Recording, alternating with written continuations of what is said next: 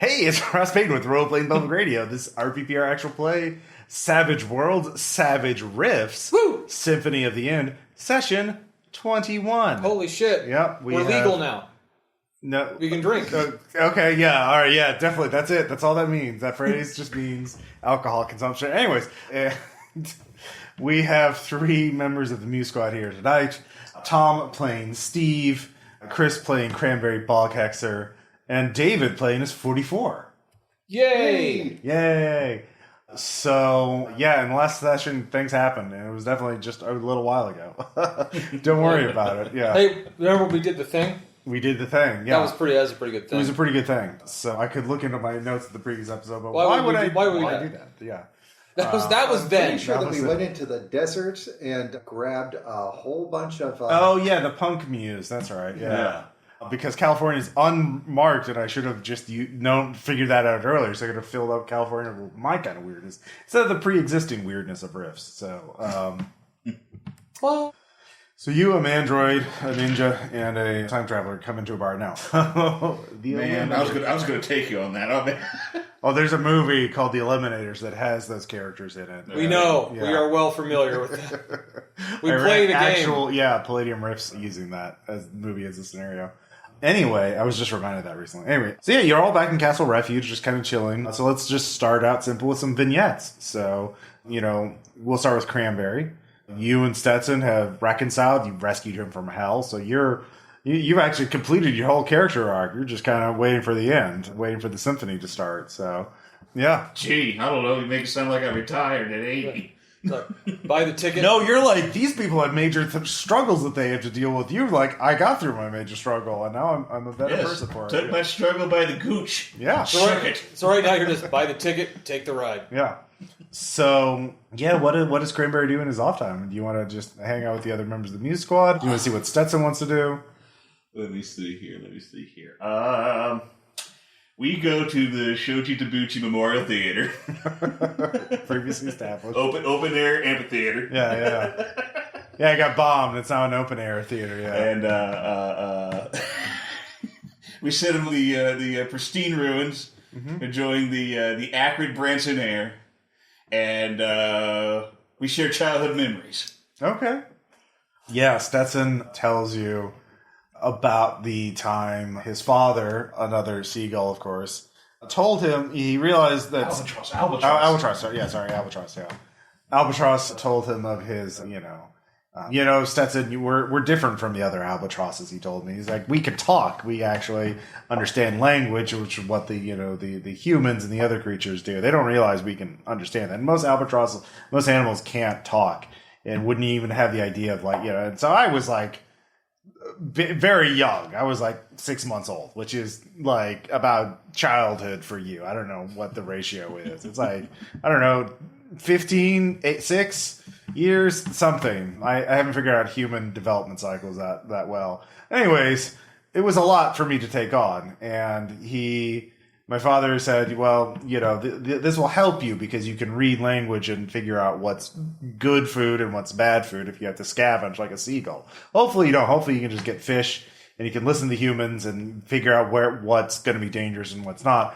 And so I realized my father just used this incredible gift to just survive. And I was like, well, why do humans do so I started asking him about humans and why they do the things that they do, like and what's different about them, because I see they live in they build things. We don't build things. And he just well, why would you, he was Kids just frustrated. these days. Yeah. He accepted this gift of language, but didn't know why, and only used it so he could, eat and mate and have more albatrosses.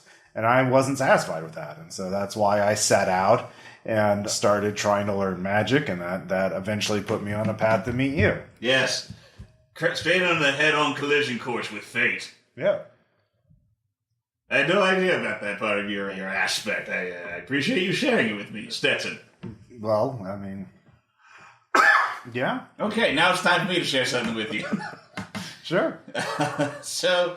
we're talking about parents. Okay, let's talk about my parents. Let's talk about the time my witch mother chose me. She chose you. Chose me. For Okay. you see, witches are known cannibals. Yeah. And up in the foggy mists of around Boston Way, around that part of the world, Maine, I don't know, wherever they have cranberry bogs, my witch mother, my first witch mother, had accrued a pot of live human children, squirming. And, she was making dinner for her witch wife. You were going to be a meal. Yes, I was intended to be a meal. I was within this squirming, writhing pot of flesh, and I was quite cramped, and I would hear the screams and suddenly cut short, and then finally a nasty green veiny arm reached into the pot and snagged me by my ankle. And as I was still overweight back then, this was terribly painful. It did no favors to my spine.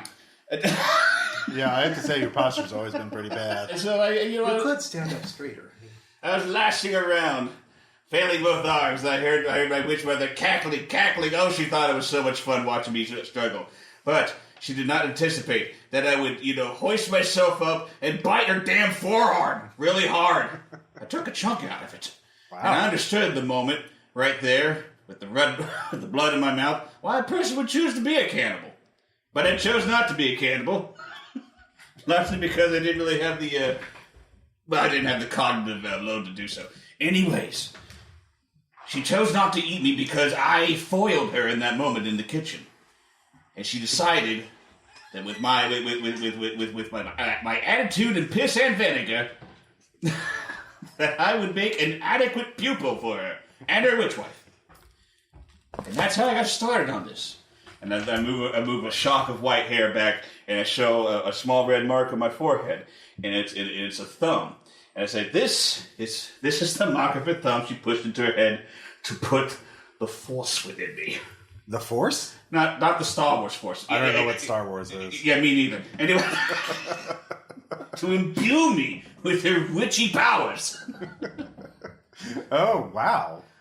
And that, I feel is at least as, concerning and traumatic as, being given a tremendous gift and not really understanding what is best to do with it. Have you ever found your hatch parents? Your egg My real mother and father. Yeah. Well, I've never really been driven to it because, whether they cast a spell or it really happened, I just have happy memories of my mother's raising me. Okay. They're just as real as my, Don't investigate. Yeah, I wouldn't know my parents. If I had real parents, they never told me. It's of no difference. I mean, I wish them no ill will. No. My witch mothers are my mothers, the end. What if one of the kids that they ate were like your siblings? That'd be fucked up. I don't want to learn about that. Oh. I won't ask that question. Okay. I will live a life not knowing it. I think would be better. Oh, yeah. Me asking is probably bad. I probably shouldn't have done that. No, I don't know where they got the pot of children. That's weird when I think about it. But Okay. What matters is I survived. Did they eat kids after that? Or did you change their ways? I think they hid it from me. Kind of like smoking. They hid it fairly well from me. I mean, I knew they did it. The coppery smell of blood is a little hard to, misremember. Oh, okay. Huh. I mean, a lot of birds eat their kids too. It's pretty common in the animal kingdom. So, anyways, I've been cheered up. I feel closer to you. I feel closer to you as well. Yeah. All right. Let's get some popcorn and blow this joint. Yeah, popcorn. Yes. All right. Good vignette. Brought a tear to my eye. Yeah. Have an extra bitty for that heartfelt scene. I fucking love it. Get the shit out of my mother. That's why I'm still here. Yeah, exactly. Yeah, I love it. So next up. Oh, I like this one. This one is feisty. We're keeping it. Next up we have Steve. How you doing, Steve? Yeah, well, Yeah. I know the big day's coming. It's coming. It's soon. So Not this session, but soon. I'm trying to kind of get into the divine side of cooking. Okay. I know I'm going to be, because I know it exists. I'm literally going to be facing a divine being of the art. Yeah, that's true. So I'm God of cooker, yeah. So I kind of created a shrine to the culinary arts. Okay. Are you going to go worship at the International Cathedral of Pancakes? Look, I'm on duty, so I can't go do a pilgrimage right now. Yeah, they're not here. They were leveled, and at least the ones in Missouri were. Yeah, I think we got an dog here, International Domicile of Griddle Cakes. But that place doesn't get very good reviews. Yeah. Okay, yeah, you have a shrine. I'm kind of just trying to meditate, I'm trying to get okay, I get the physical. You might get inspiration. Essentially, I get the physical aspect of cooking. I get the passion, but I'm guessing I'm trying to get the spirit of Sure. it. So, yeah, you can give me a cooking roll. Yeah. Okay. To see what kind of inspiration you get. Yes, I can do this. Yep. 19. So, very good. Obviously, higher levels of cooking is basically indistinguishable from theology and philosophy. It's really the font of all human knowledge. So, you could be good at... it's one of the first things humans did, apparently. Yeah. So, there are two paths in front of you. So, one path is to, why is there a god of cookery? What does that represent? And to try to embody that. The other is, what is the god of cookery's antithesis, and how can you harness that power? Their Achilles heel, their weakness to bring the downfall to god of cookery.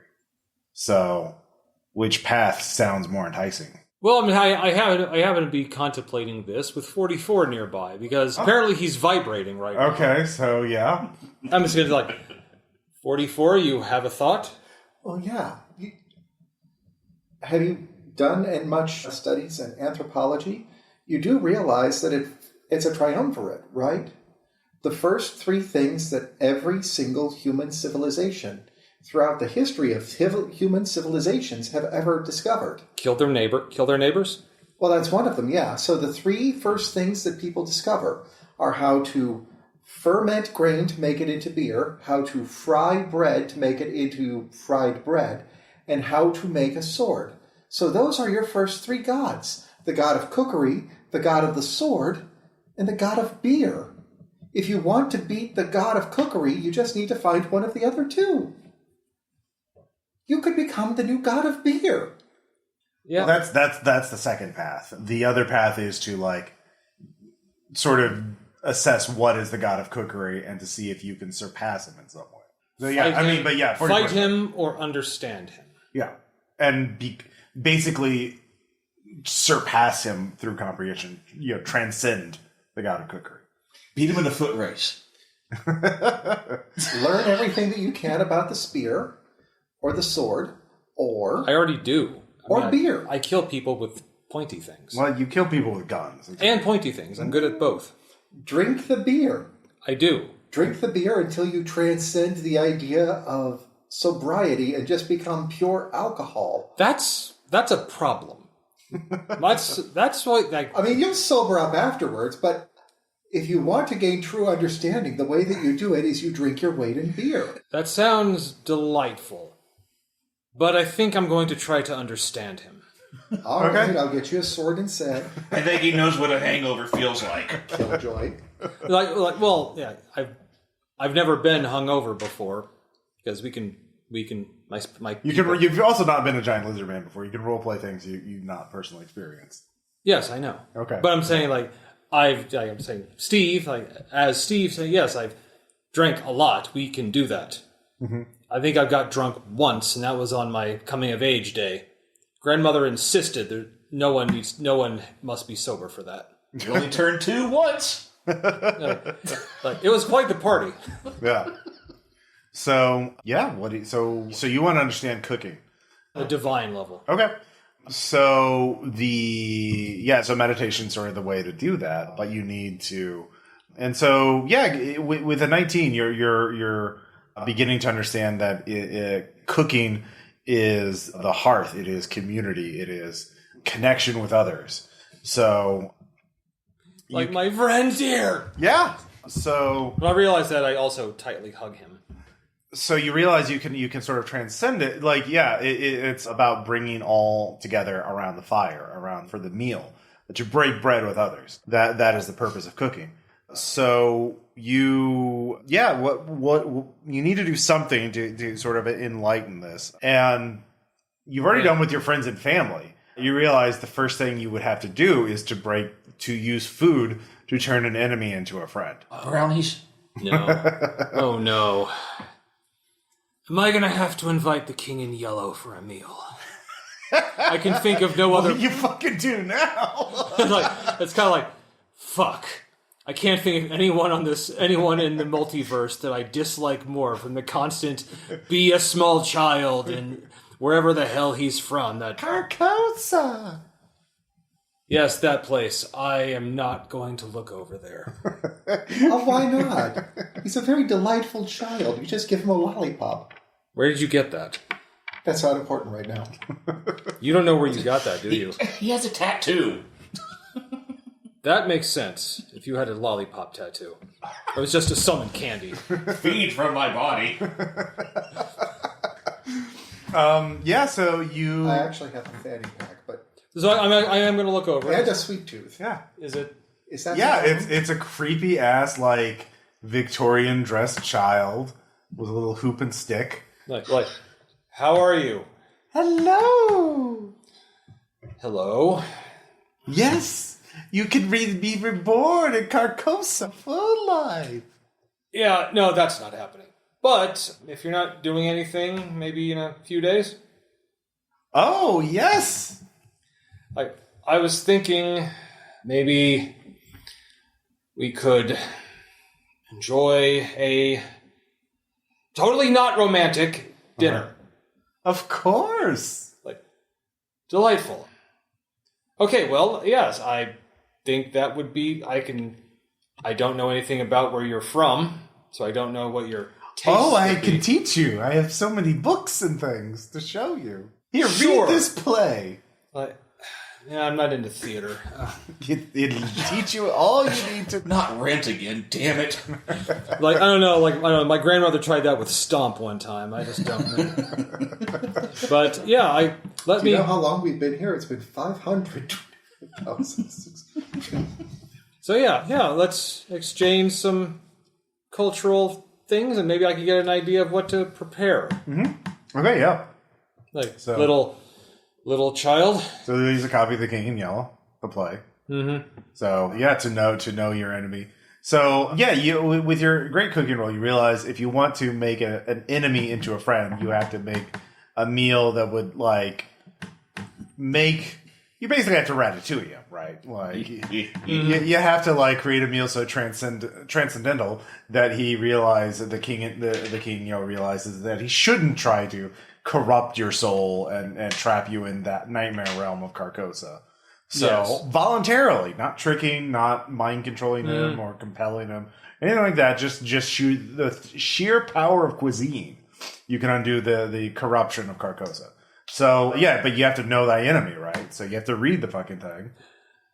Okay, well... Go ahead and give me a fear check. That's willpower. I do know willpower. Yeah, everyone has willpower. Let's do it, Steve Atui. It's a base stat in the game. Hello? 15. 15. 15 is very good.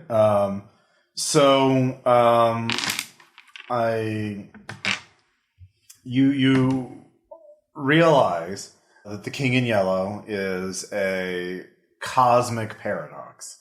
It is a play about the creation of a play, and it traps people so they will write the play so that it itself will exist. There is an Ouroboros, there's no beginning or end.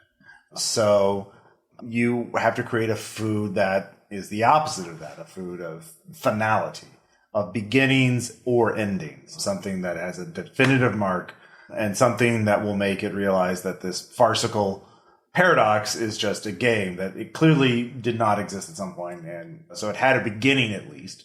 Even if it doesn't have an end, it had a beginning. So yeah, maybe a meal about beginnings. Or possibly a full course that starts from appetizer, which is the beginning, all the way to the dessert. Yeah, that could work too. You ever heard of Chinese 100-year eggs? Yes. Okay. Now that's a dish about time and shit. Yeah. All good ideas. Yeah, that is a dish. So I'm gonna when you think about it. as I'm I finished the play. I'm like, I mean, 3 star. I'll give it 3.5 stars. It's not Hauntingly beautiful. It's the most beautiful work of art you've ever seen. But you made your willpower roll so you're not corrupted by it. But you can see how others would be. Like, this is a very dangerous book. Uh-huh. I mean, like, wow. This should be like hazardous material kind of thing, but... Meanwhile, there's a guy behind you. Do not read The King in Yellow. New ordinance. It's like a World War II propaganda poster. Just say no to reading strange plays given by small Victorian children. Like, close up. I don't remember buying that poster. No, just someone put it up there. It's just another, I know that wasn't here when I started reading. Oh yeah, Tomorrow Legion's put out a new warning. We're facing a lot of manifestations of the King in Yellow. Oh, okay. Well, I'll be sure not to do that. Just Yeah. tuck that away. Yeah, it'd be terrible if one of those copies got in the Castle Refuge. Horrible. Yeah, read by a weak mind who would spread it to others. It Everybody. is truly terrible. Dooming the base and all of us. Yeah. This is oddly specific. No. It's just- But anyway, I have a dinner party to prepare for. okay. I I thought you were like fighting some important mission or something. Well, yeah, that too. But I can multitask. Both things can be true. All right. So yeah, just describe your meal. Yeah. So yeah, I need to start thinking of this meal. So what kind of appetizer are you going to go for? What is your appetizer course? And don't just start with mozzarella cheese sticks because that is just passé. I'm thinking I got to start at the beginning. Mm-hmm. I think the appetizer should be something raw. Yeah, because that's the hunt a whole beginning. Oh, okay. Yeah. The hunter gathering. Sure. The next course, I'm thinking one of the first foods humans have done, bread. It's got to be some kind of bread dish. Okay. And then I'm essentially going to have to then, with each course, we get a little further. But then as it goes on, we start getting closer and closer to the end. Mm-hmm. So perhaps something like the dessert, yeah, you're right, has to signify the end. Mm-hmm. Cherry's Apocalypto? How about the world's oldest bird? Well, that's not him. I mean, yeah, and also we're friends now. Setson says, like, Thank you. yeah, he wouldn't serve me up. He wouldn't betray me again. I got it. Okay. Like, it has to be a cake representing the heat death of the universe. Okay. Like, yeah, something like something cold. Okay. So I'm thinking like, Well, if you want to spend a Benny, you could have call in a favor from the many wizards and supernatural beings in this the Tomorrow Legion to give you something. I'm thinking it's got to be something along the lines of a Baked Alaska. Okay. Where it's like, the very last white dwarfs are winking out. Yeah, you're definitely gonna have to existence. get something from Phase World, so that's gonna be a Yeah, I'll do that. All right, yeah. Give me And when you a say cooking something check. raw, I'm betting oysters for the appetizer. Because raw oysters, it's basically the primordial slime. it's going to be an appetizer tray, like raw vegetables, raw fruit. Yeah, like, it could be like served on a wooden plank, like Stone. something that Neolithic ape men would be Yeah. eating while they're dancing in front of the monolith. Exactly. Think paleo. Yeah, very paleo. Oh, fuck yeah. There's a giant black monolith teaching them how to make sushi. That was good. Okay. 22. 22. Sorry. Yeah, 22. All right. Yeah. So where do you want to have this meal with the King in Yellow? Well, we're in Branson. Yeah. It's got to be something. I got it. Yeah. Whatever's left of the wax museum. Oh yeah. I'm gonna say it's pretty. You know what? Actually, I'll do you one better. The Titanic Museum. Perfectly Oh preserved. fuck yeah! The dining, like the weird dining room. In fact, people don't touch it because it's the King in Yellow's. It's just known for weird shit happening there. Like, people just disappear in the Titanic Museum. It's going to be in what they show. It represents the dining room in there. Mm-hmm. Yeah. Do you invite anyone else, or is it just you? This is about, it's again trying to understand the divinity. It's about friends, family, and heart. All right. I will invite my dearest friends to meet with clearly my greatest enemy. All right. So are you? Did two you hear that? I'm Steve's friend again. Excellent. I just had to wear you down. It's Yes, I know, and I'm not a human child anymore. So, like... But coincidentally, his enemy is. No, he's not. Really Have you ever thought that maybe this child is magical, like he just escaped Silver Dollar City, like he's an extra from there? Of course that's occurred to me. I think that shit all the time. Like, I've only walked through that place once, and it's like, there's all kinds of evil shit here. Does he have power? Well, I mean, you can go and find out. I mean, this is a powerful child. I mean, did you see that giant... I'm just giving this man hope. Did you see the giant swing? That thing's evil. Yeah. All right, so I assume both of you are going. Oh, yes. Okay. Why would I not? All right. It's my friend Steve. Both of you give me fear saves. Okay. Is he coming? Willpower. Is he coming as the child, or? Yeah, of course. Where is Excellent. willpower at? Yeah. That's one of your base stats. Spirit, I think. Spirit, yeah, sorry. Oh, spirit. Yeah. Okay. Jeez. Yeah, I've been... Games, what are they? What even is a game? There it is. Can anyone say? Spirit is a stat. Does anyone know? Oh, boy. Okay. So, by the way, yeah, So will 7 make? And if not, I get to reroll. Because I am fearless. I'd say 7 would make, because you're not the target. So you don't make a 4? Nah. Okay. Slight problem, Steve. Cranberry doesn't show up. Or Cranberry enters the Titanic Museum. You hear him in the distance as you're getting things ready. And then he's just not there. like I'll turn to the child. Like, is he lost in here now? Perhaps.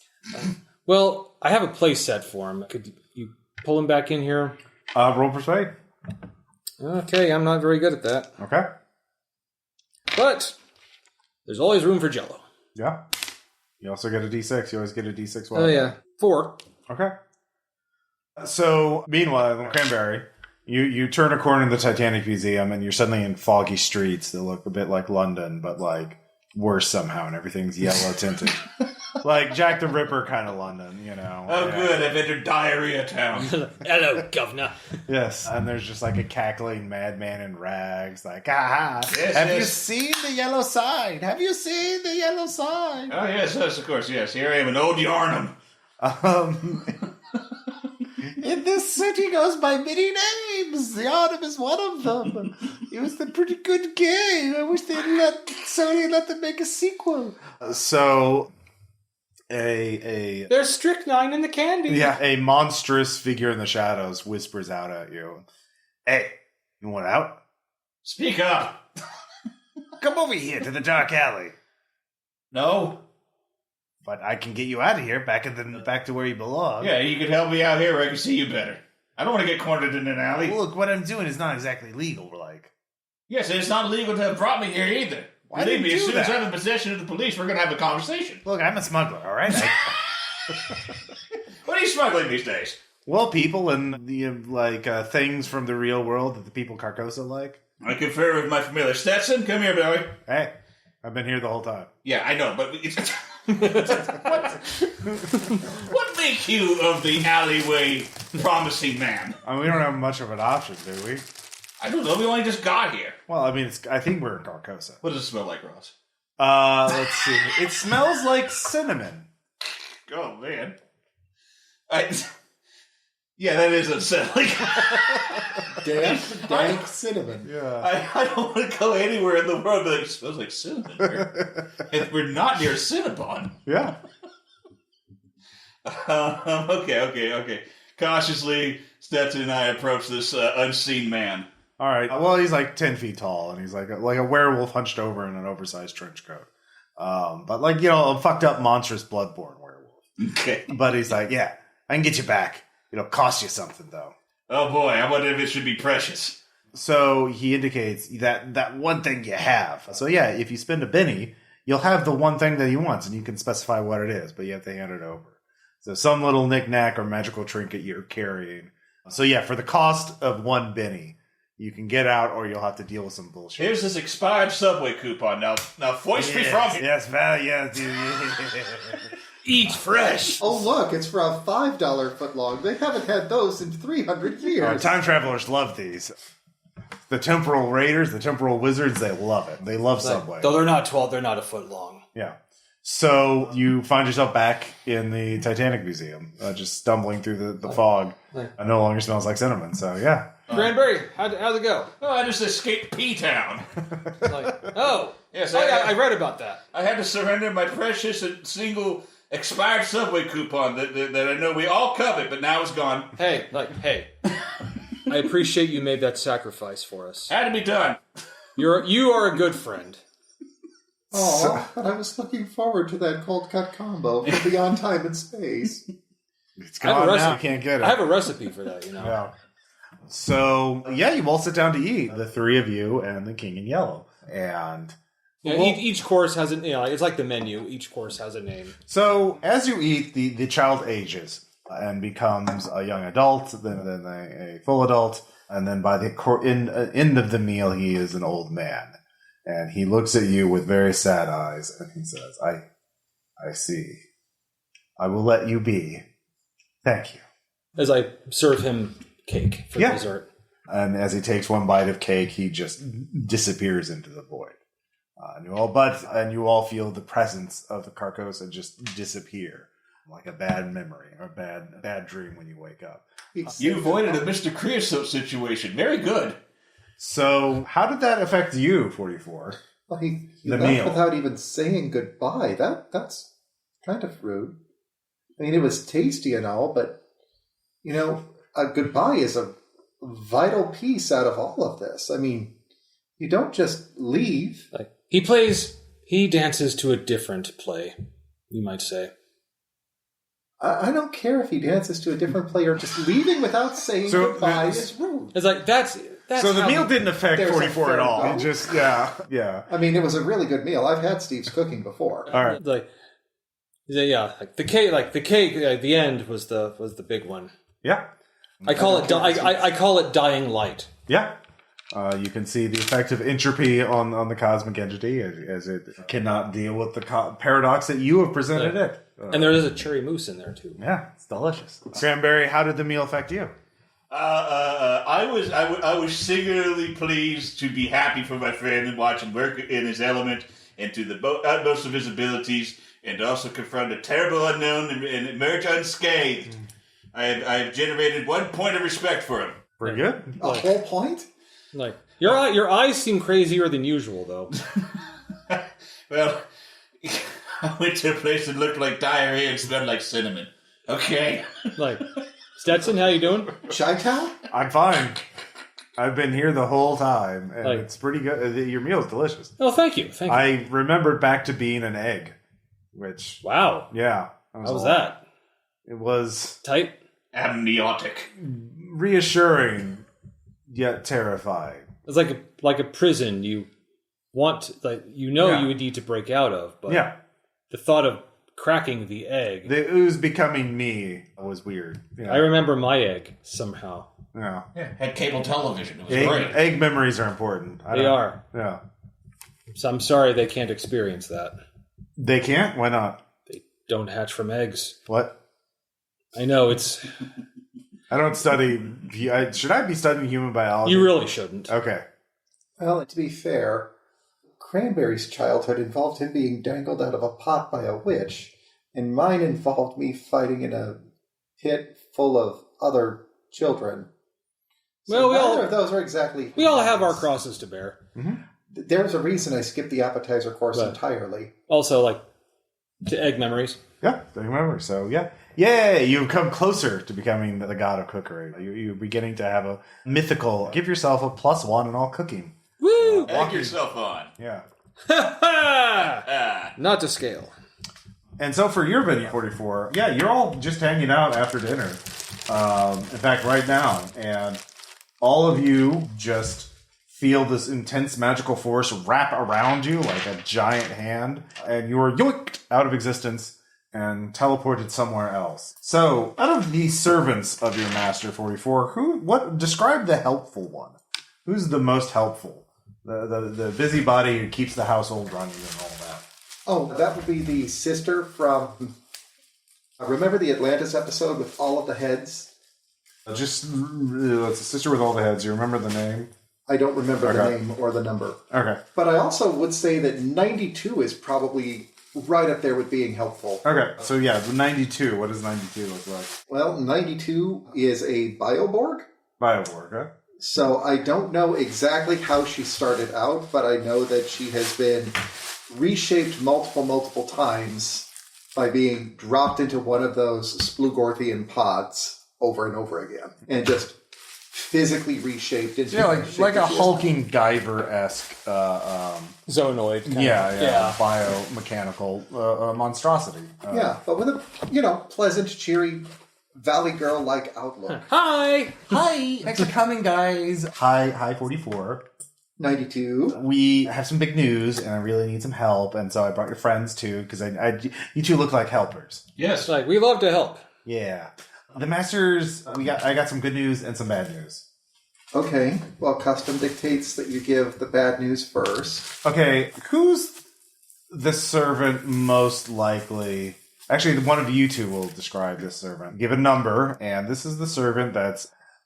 Well, the motive of the servant is to keep the master in place, well, from doing anything fun. So, like the traitor. Who's the traitor, selfish servant? Like Cranberry. You can describe... What would the servant who's most likely to betray the master look like? And what number are they? Looks like? Yeah. Yeah, who's our Judas? Okay.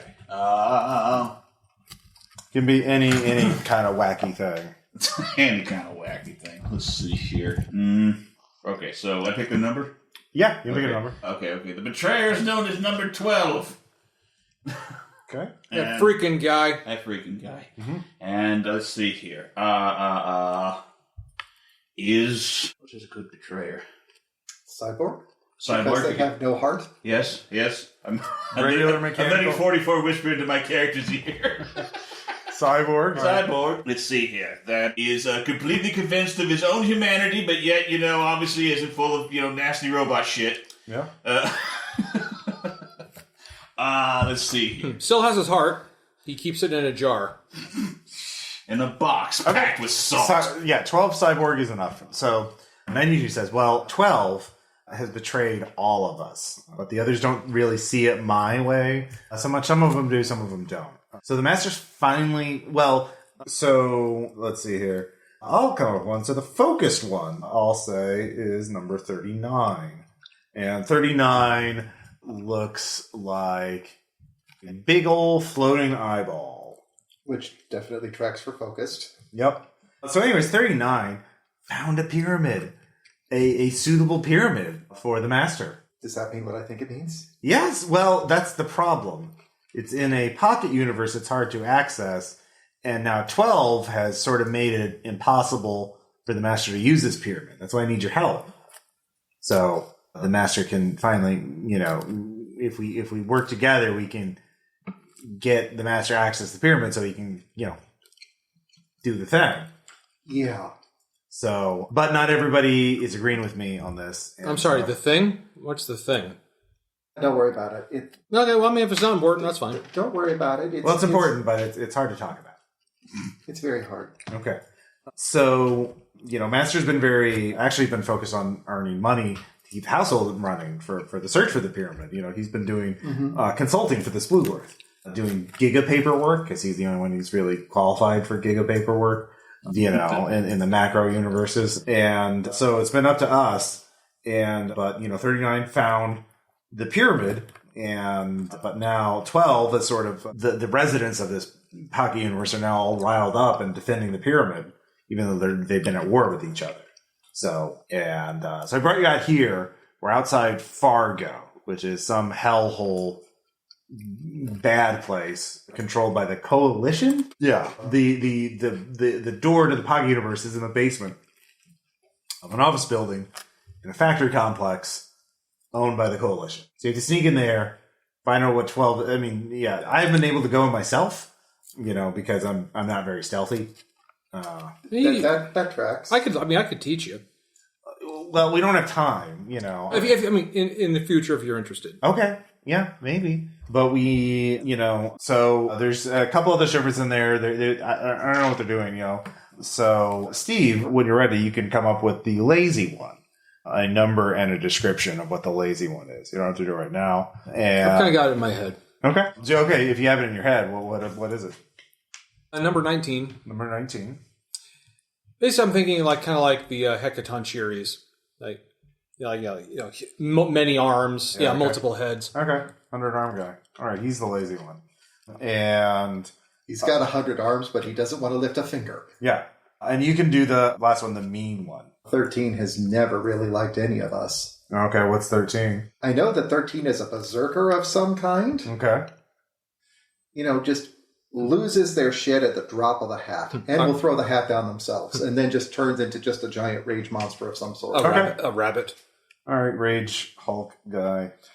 And definitely has to be rabbit-based. So it's like normally like a little bunny?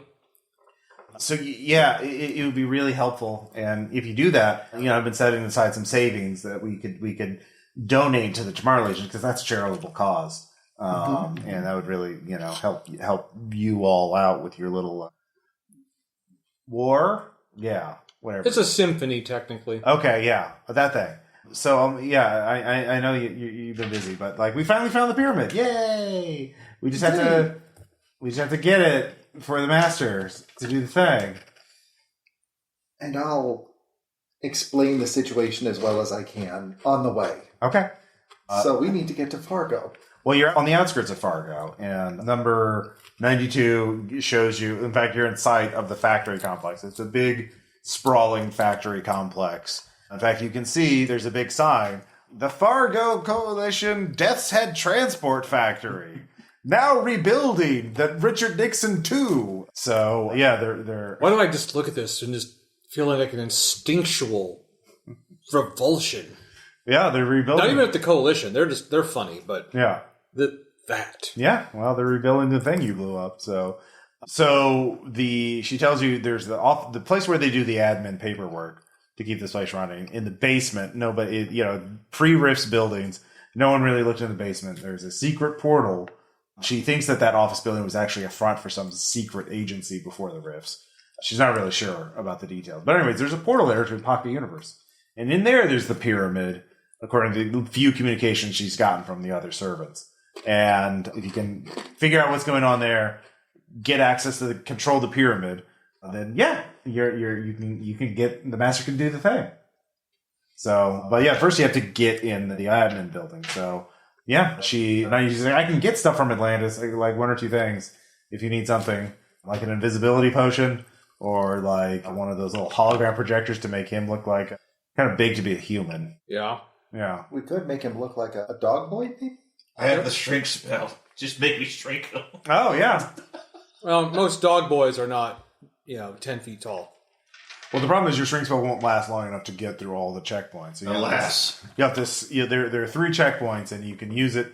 Well, I mean, you'd still be skill rolls to get them by because they have like dog boys and side stalkers that natively. It's not reasonable. Don't worry. No, it can work. It's just not like cast spell win. Like you still have to do things. So there's 3 perimeters: the outer perimeter, the inner perimeter, and then getting in the building itself. Maybe I could go as luggage. Like get a crate. Mm-hmm. Okay. Well, you would have to know what you're transporting. Well, there's people coming and going, so you could mug a couple of coalition soldiers and steal their pants. Roll mug. Yeah. We could definitely do that. Yeah. If we get some of their armor, you two could just dress in the armor. Mm-hmm. That's true. Yeah, problem with that. Well, several problems with that. Yeah, you don't want to be using your tattoos in there because they're going to sniff out magic if it's used. I don't understand the problem. We're trying to sneak in. See those little the dog. You've encountered dog boys, right? Oh, once or twice. They're fun. They sniff out magic like their own poo. Like, yeah, and we're made of magic, so whether we're using it or not. Just don't go casting it. Yeah, we have been told by the Tomorrow Legion that they can only detect it if you're actively using your powers. So the shrink spell would definitely trigger it because it would be active. But you existing would not unless they're like really unless they're already suspicious of you. Unless they get right out. Yeah, they can. They have mind read. They literally have telepaths, so they can try and read your mind if they're suspicious of you. But if they have no reason to suspect you, you can just walk right by them if you don't. But you got a strong brain. Yeah. So I feel like I should clue you guys into everything that's going on here before we go in. Do tell. Because this is dangerous. Well, that's kind of what we do for a living. I know, but it's... So these things can detect the magic, basically. You know, they would detect me immediately. No, only if you're casting a spell. Only for casting, got it. Or if they're like, they can read you, they have telepaths that can try and read your mind if they're suspicious of you. So if they have reason to pull you over and interrogate you, they figure out you're a wizard. But like, you could just walk by them if you don't have any spells cast and you would be fine. Okay.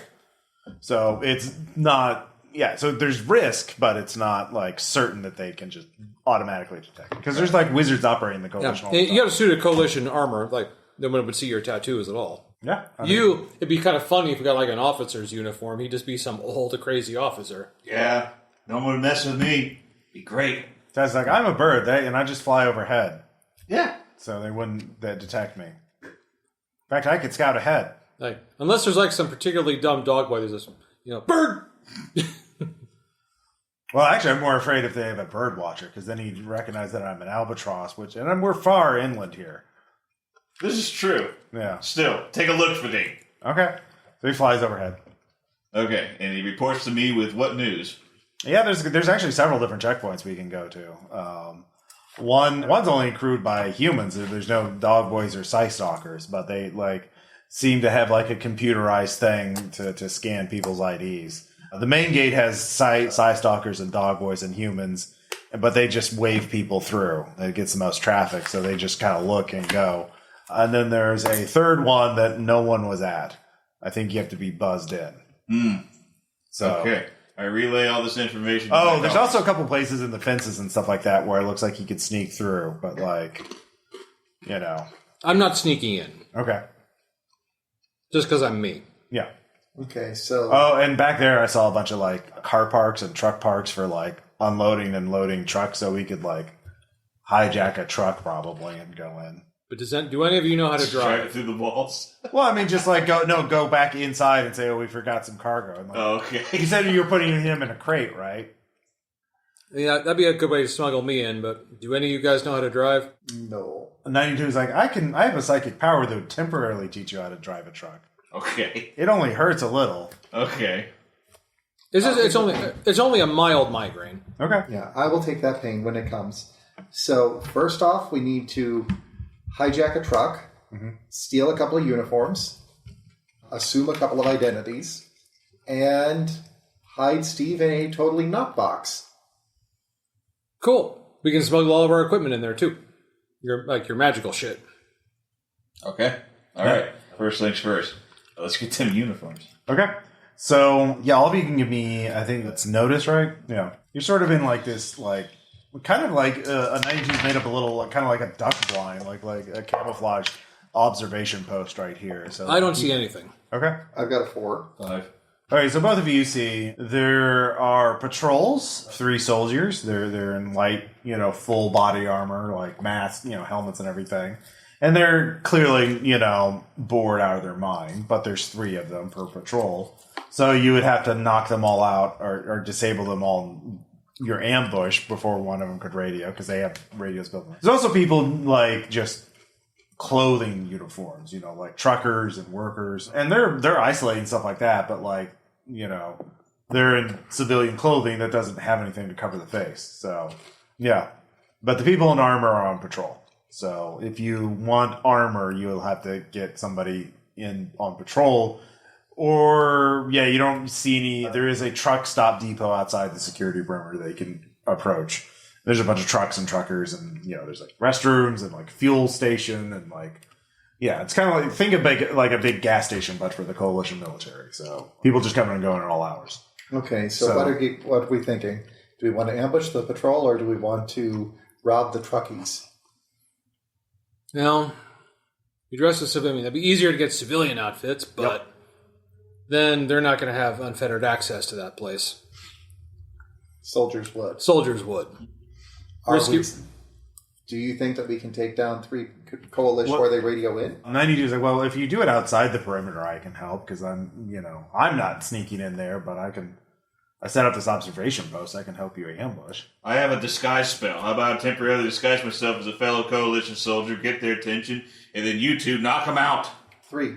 Thursday. Well, 92's there too. So she can help you with that part. All right. So you take the one on the left, I take the one on the right, 92 takes the one in the middle, and then we just wishbone crunch on 3. Okay, so I have 12 PPE. How much needs to be used to cast this disguise? That is a good question. Let us find out.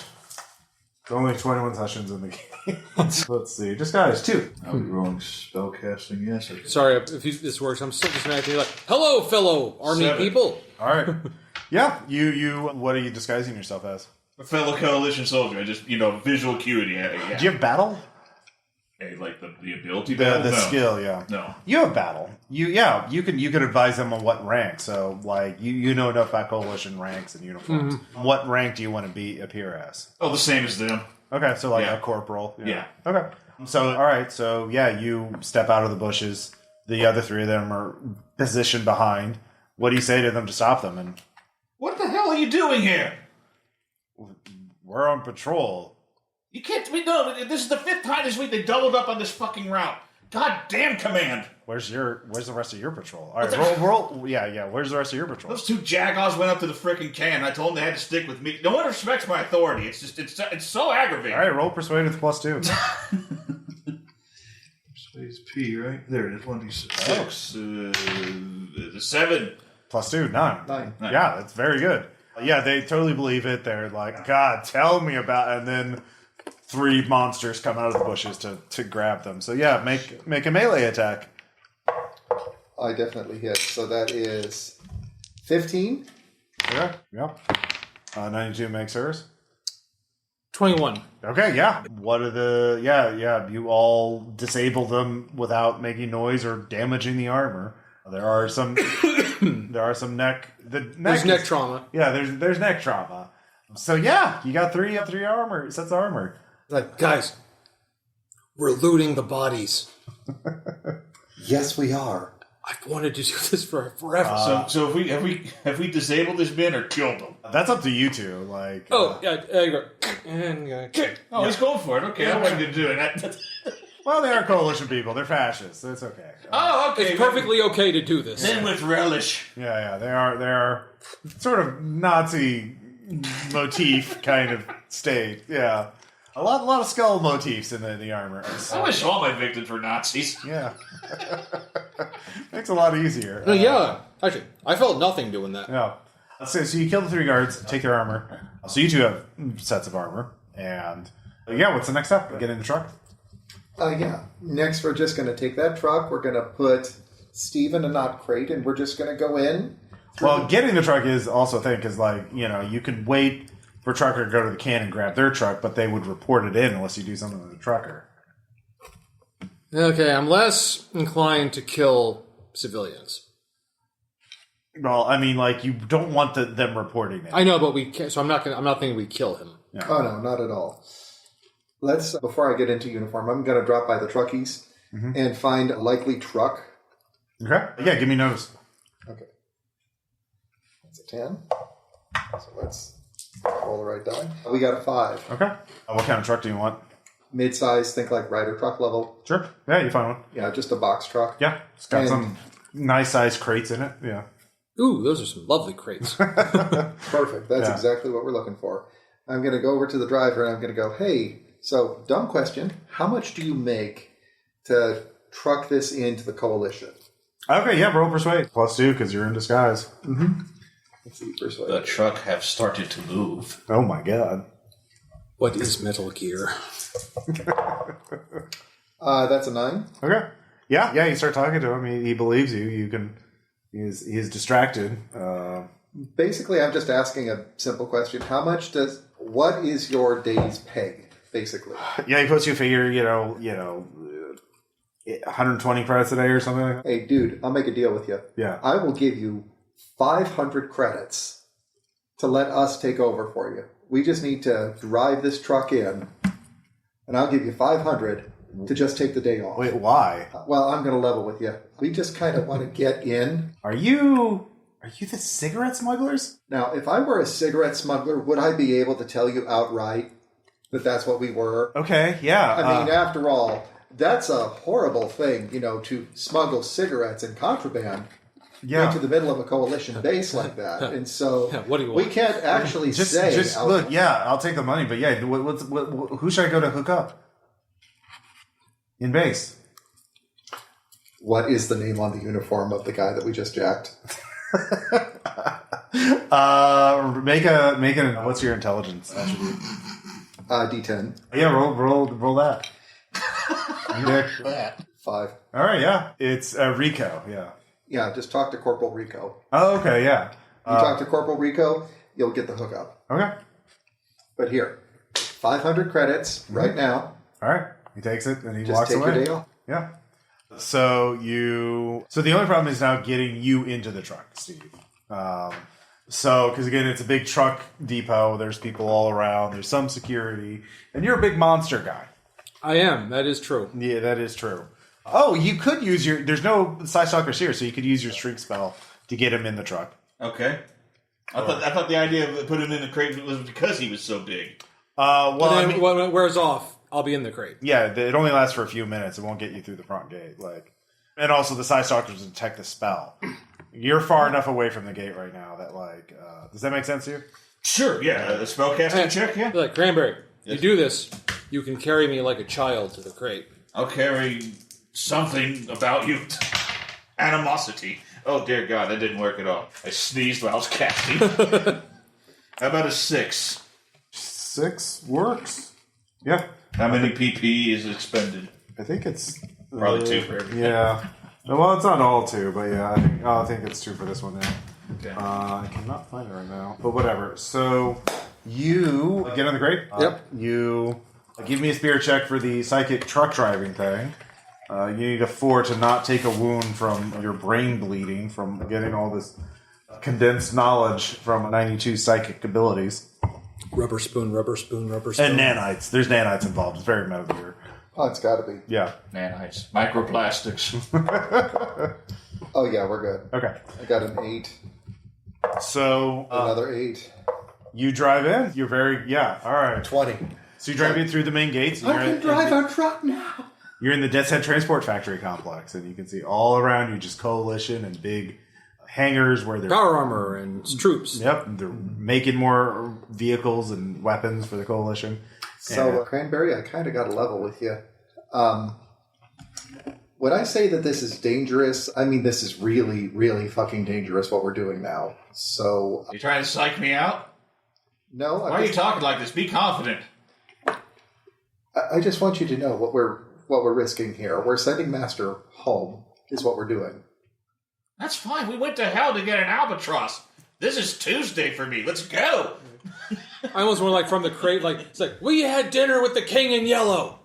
I appreciate. I'm not unsympathetic to your fear, but on the other hand, don't worry about me. All right. I wouldn't feel right if I didn't warn you guys that this was dangerous. Yeah, we're all doing it for each other. We're all friends, or enough of a friend. We said good luck instead of break a leg before a show once. Oh, that's right. We did do that. Mm-hmm. Holy fuck. Yeah, so this is nothings. It's nothing. So... The fact that my friends are ride or die and they know that it's a coin toss. I love this. So you're driving through and you can see the second perimeter to get to the office building where there is a guard at the gate. There's no Side Stalkers, but there's a guard, little booth, and he's not wearing armor, but he has there's a little gate thing that you raise up and down. I forgot what you call those things. Anyways, he lowers his so you stop and you're driving. So he's yeah, what's your manifest? Grab the manifest and just pass it right on over. He looks at it this is an outbound manifest. This is you're taking cargo from here to the freight yard. Can I cast disguise on the paper and make it an inbound invoice? Yes. You shouldn't have let me make a wizard that could just write the fucking rules, man. All right, yeah. You need to first make an academics check to know what that fucking would look like. What? Did I give you the wrong page? Oh, hey, hang on. Flip on the Does clipboard. a 6 make it? All right, yeah, make that spell. Okay, spell casting again. Is a 6 all right? Yeah, Excellent. We are infiltrators. All right. yeah. He's like, wait a minute. I'm flipping the pages on the thing. I am sorry. You know how it is, 10 hours total. I gave you the wrong one. That one should have already been stamped by Corporal Rico on our first way in. Here, take a look at the new one. Wait, there's 2 Corporal Ricos on this base? Yes, Mr. and Mrs. God damn it! Oh. I thought fraternization rules, have they been changed? I thought you couldn't serve them. No. No, God damn it! Yeah.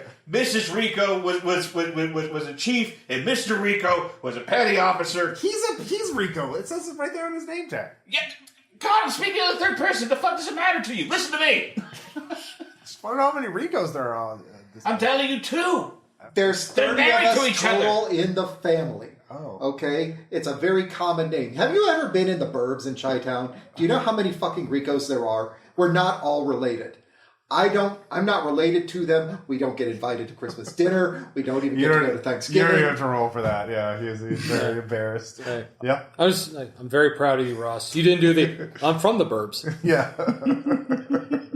It's true. I did. It's too late now. You already did. I'm from upstate New York, and I've never heard that name. So, Well, clearly you've been in the good parts yeah, of the obviously, burbs. yeah. So We're from the slums. you know the building you need to go to, which is the admin building. So you drive to it, but you can see already there's no loading dock. It's for paperwork. It's not for there's no place to put a truck.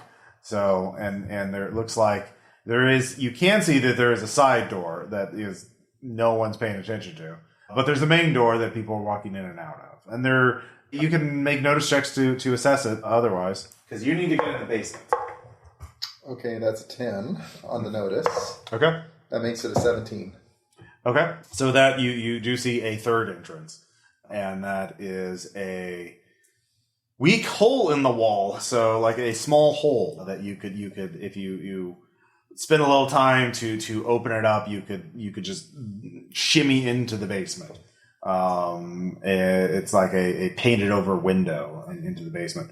So, but that if you make too much noise, you probably draw someone's attention. So, yeah. So what's the game plan? Okay. Side door, front door, or basement window? Team distraction. Team window. Okay. So I'm in a crate, but I'm totally for this. So there's the front door, there's the side door, basements, windows in the back of the building. Where are you parking the truck in relation to the building? Let's find the closest parking. Steve, when the time is right, you're going to infiltrate out of that box and through that window. We're going to go in through the front door because we belong. So what? Yeah, and then I'll do that, and then try to be ready for when shit hits the fan. Right. Okay, so Steve, the parking, there's like 50 feet of open ground between the parking spot and the basement window. And the shrink spell's already worn off. Could you park any closer? There's no like painted parking spots. You'd be parking in the middle of the little road. It's a little utility road around this building. So this is as close as we can get without drawing suspicion. Well, you want me to draw suspicion now? I can do that. You want me to drive real slow so you can jump out the back? Yeah, that's fine, but that's still 50 feet of open ground with me running across it. You can be stealthy. Just slither. Just remember what your grandma taught you. My grandma told me not to run 50 feet in the open in front of the coalition unless you're planning on killing them all. About that.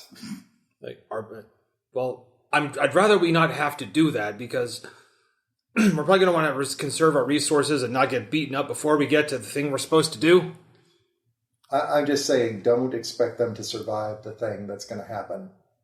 Who? The coalition. Oh, I don't.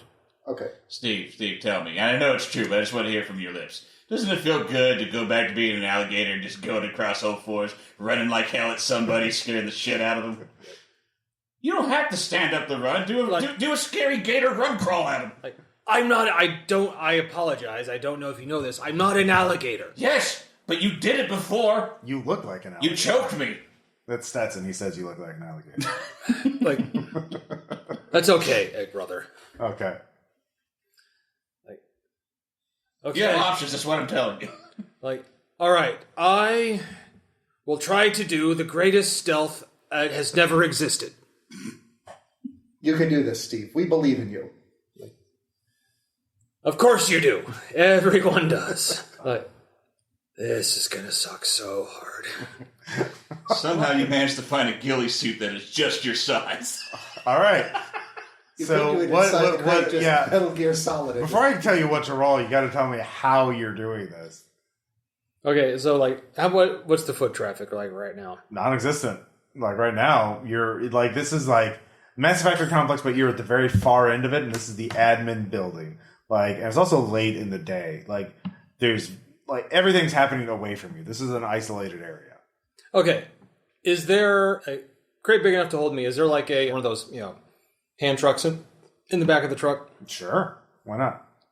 I'm going to push the crate out, get it on the thing, and then as I'm moving it, it's like try to hide behind it as I go. Like it's like if I see someone walking by, I'll turn the direction so the crate is blocking me. Amazing. Yeah, all right. Yeah, roll stealth. Yeah, please. Okay. Here we go. Oh baby. Come on. How about a 9? Okay. You're doing very good. And you're crossing the street, and that's when you hear footsteps about to turn the corner. And you duck behind the crate. You stop, right? Or are you just going to I stop the crate and then get behind it. Okay, so it just looks like a hand truck. You're just cowering behind the hand truck. Well, the crate itself. Behind the crate, okay. And you hear footsteps. You hear someone like a straw, like... Sucking. Like a straw, through one of the little cup lids. A little squeaking sound. And a little ice, Sure. Someone's drinking from, like, a styrofoam cup with the cup lid and straw is just like you just... Oh, yeah, I know this. Yeah. And they're just like... And it starts walking, like, around... Then I will move as quietly as I can. And then you just hear the person who's like, well, God dang it. Who left this perfectly good crate in the hand truck here? Gosh, these new workers, they don't know good work. They're just abandoning their load because it's 5 o'clock. They're off shift. They don't care about putting in the right... Where's your paperwork, darling? And he starts... I got relocated from Lone Star Complex where boy, you'd be written up for abandoning your duty like this. Des and Bradford don't do that shit. Yeah. This is a goddamn shame. That's what this is. I tell you what. That's exactly it. And so you are sort of walking around it as he is slowly walking. He's like... And then you hear a voice coming from behind... Hank? What is it? Well, are you coming? We got to start you had your smoke break. We got to finish the meeting. Well, can't you see that someone left this crate? Well, who cares? They'll come back for it. They probably just had to take a piss. And they go on. So give me a spirit check, because this is, you are, you didn't know you could sweat, but you're sweating bullets. 5. Okay. All right, well, you're keeping your shit together. It's like, and biting my lip, blood just. And finally, he's like, well, I'll be back, darling. You don't go nowhere. Well, because I got to find out who right these people of the goddamn Fargo coalition ain't no good. Ain't like no good Texas boys. Like, God dang it. He's like, good coalition soldier wouldn't do that. And he throws the styrofoam cup and arcs. I'm guessing arcs. And so give me athletics to just inch out of the way. That is a 7. Okay. Yeah, you make sure that this cup does not hit you, so it doesn't make any unusual sounds that would attract him. So he walks away. Though I imagine that sounded like a cup hitting a DB. Yeah, exactly. Well, if you'd failed. But yeah, meanwhile. Yeah. By the way, somehow I don't know, I'm looking back at you just... Fuck you. Oh yeah, how are you two handling this? You're just watching this happen, I guess. I should have shrunk him. This is onerous. Yeah, we'll just shrink next time, yes. You know what? It's fine. Steve is a professional. He's going to handle this. Actually, by the way, I think I'm a professional. I can do this. So yeah, he's got this. He's definitely got this. It's like, we're just going to walk in the front door. You walk in the front door with Hank. And once they're out of earshot, eyeshot, And here we go. Crate mysteriously moving. So you two walk in the thing with Hank, the office manager, and Peggy, the assistant supervisor. I need this to happen, even if it's off screen. Yeah. Just when they come back up. Well, now the damn crate's moved. But Yeah. it's still right there. Yeah, exactly. Yeah. I'm telling you it moved, but they did. Yeah, Hank is not going to let this go. He's going to be haunted by this. Hank is now one of my heroes. So. Oh, is he? Okay. So yeah, you two walk in. It's like, oh, Peggy is there. She's like, oh, can we help you? We're about to close. We're having a meeting for management. Oh, it's okay. We just need to drop off some paperwork, and then we'll be on our way. Don't worry about us. We've just got. We know where it gets. Oh, are you new here, darling? Yeah. Well, you don't have to come all the way back here for paperwork. That's a bit of a. You can just leave it with your supervisor, and they take all the paperwork and give it to us at the end of the day. Okay. Yeah, they must have sent you a little snipe hunt. You know what those are, right? Oh, yeah. We were supposed to pick up some blinker fluid and some muffler bearings, and what was that other thing? A sky hook? Yes. Skyhook. A hook for the sky. Meanwhile, by the way, Stetson lands on the crate and is watching. He's like, that was very good, by the way. Like, you like that? Yeah. Like, I just made it up. Like, how close am I? No, you're here. You're here at the basement. Okay, let's do this. Yeah. So the two of you can make small talk with the office workers. They're not suspicious of y'all, but you need to get in the basement. And they're doing their and you just said you're dropping off paperwork and leaving. So like you need to come up with some reason. Or just sneak away, wait for them to get distracted and sneak back into the building. So yeah, you can just wait till they leave and sneak back in, make sure that the doors stay unlocked. While just nattering on, can we see like the map of the building, like you are here in case of fire, exit this away? Yeah, sure. What the basement actually has in it. Mm-hmm. Yeah, you see it. You don't have to make a roll for it. Yeah. Okay. What is supposed to be in the basement? Just storage. Okay. So no obvious. Oh, we need to go get the Shawala, and it's clearly stored. I mean, both two can tell that this building is extremely old. This is like pre-rift stuff that has just been renovated enough to, stay standing. So it's very old and janky, even by coalition standards. So, yeah. So you can either small talk, you could either persuade or you could sneak to. Let's try persuade. Okay. Yeah. Go ahead and roll. Okay, so that's a 6.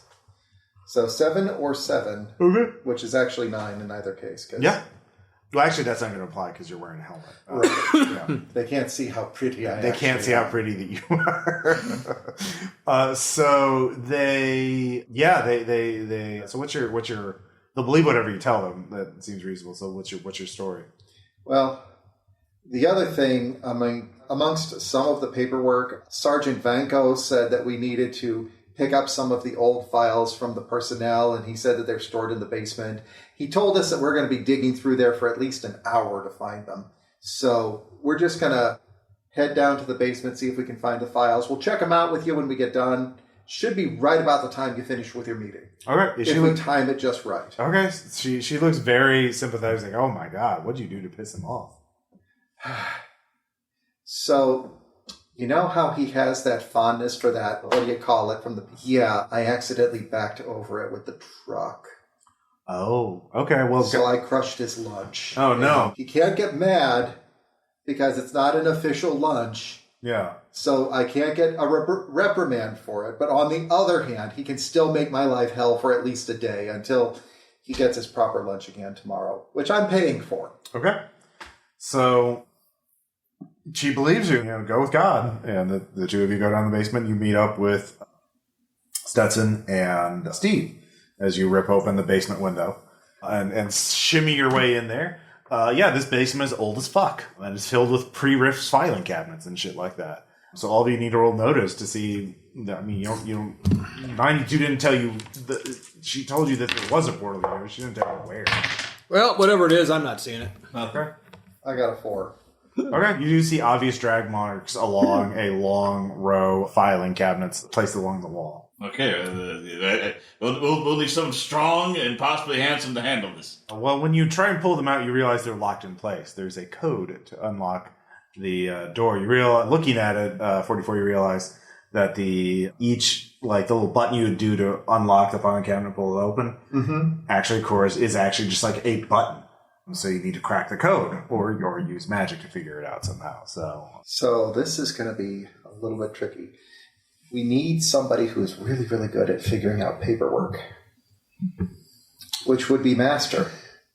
Could I possibly use my academic score to see if I could recognize that oh, this was an old security system implemented, blah blah blah blah blah, in a book. Mm-hmm. Okay. Oh, I got it. You do that. I'm going to roll notice to see which ones have been depressed. And I'll watch over you guys. A 9. I've only got a 4. A 9, yeah. You remember that there is a reset code for all these pre-riffs security doors, and you just factory reset. All right. It fucking works. So yeah, the door slides open, or the wall slides open. It's a hidden door, and it reveals a long stair. Well, actually, it reveals spiral stairs leading down, and you take them down, and it opens up into a black armored, metallic room. A giant glowing portal. And you don't normally see this kind of thing in a filing area. Yeah. It's clearly a pre-riffs creation. So the 3 of you step through, I imagine. Or 4 of you, technically, because Stetson's there with you. So unless you want to do something else. As long as they don't have crates in there. So you step through and you're in a room filled with crates. Fuck! You just had to taunt the Murphy, didn't you? Great, but now we're in Cratopia. You're in Cratopia, no. Oh god, the pyramid's made of crates. The pyramid is above you. Old Man Murray would die in this room.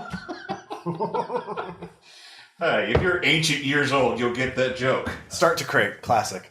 So no, you are in a room filled with crates. There's clearly an unloading area where they were unloading supplies, but there's floodlights set up and generators that seem to be running. There's crates of scientific equipment, benches and desks set up with laptops, stacks of paper, and a big whiteboard with some vague things written on them.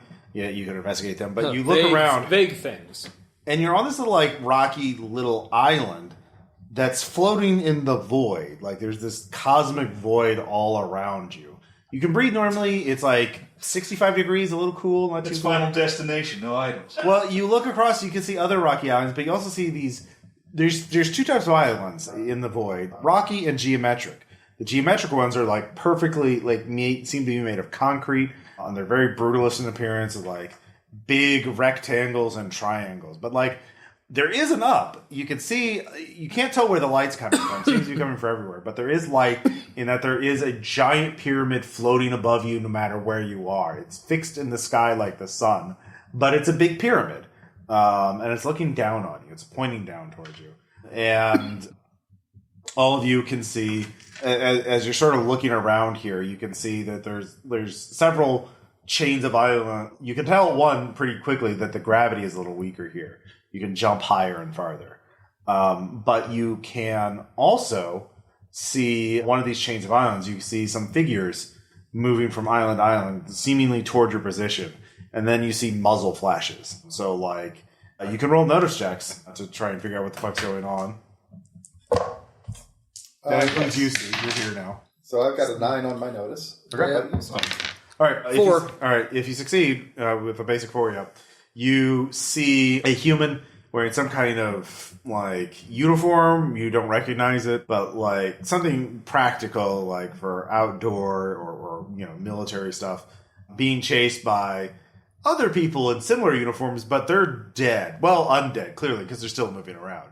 But their eyes are wide, their flesh is desiccated, and they're kind of erratic and shambling in movement, and kind of weird looking. And they're chasing after this one guy, and this young guy, is shooting back at them with a weird gun. But he's coming towards your island, so the chase is coming to you. So you could hide, you could help one side or the other, or flee somewhere. We're in here to talk to Master, right? We're looking for Master in here. Well, no, you're trying to get... No, we're trying to control the pyramid because Master is going to use that pyramid. Oh, got it, okay. Now, there are 4 other servants here. 19, 13, 39, and 12. 12 is the traitor.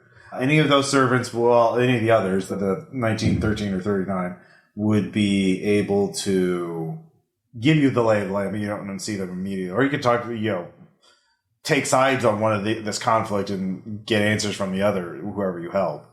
That would probably, So what do we need to do to the pyramid? We need to figure out what 12 has done to it to keep it from working. Okay, so all right, we're still in the discovery phase. Okay. Yeah. At this point, mostly what we need to do is we need to find my brothers and sisters.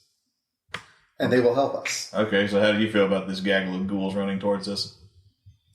Well, I say that the one that is by himself is clearly not a zombie. So perhaps we help the living over the dead? Sure, yeah, help them at all, I think, is the real question. Okay, we're going to save this sucker. All right. So, how do you want to do that?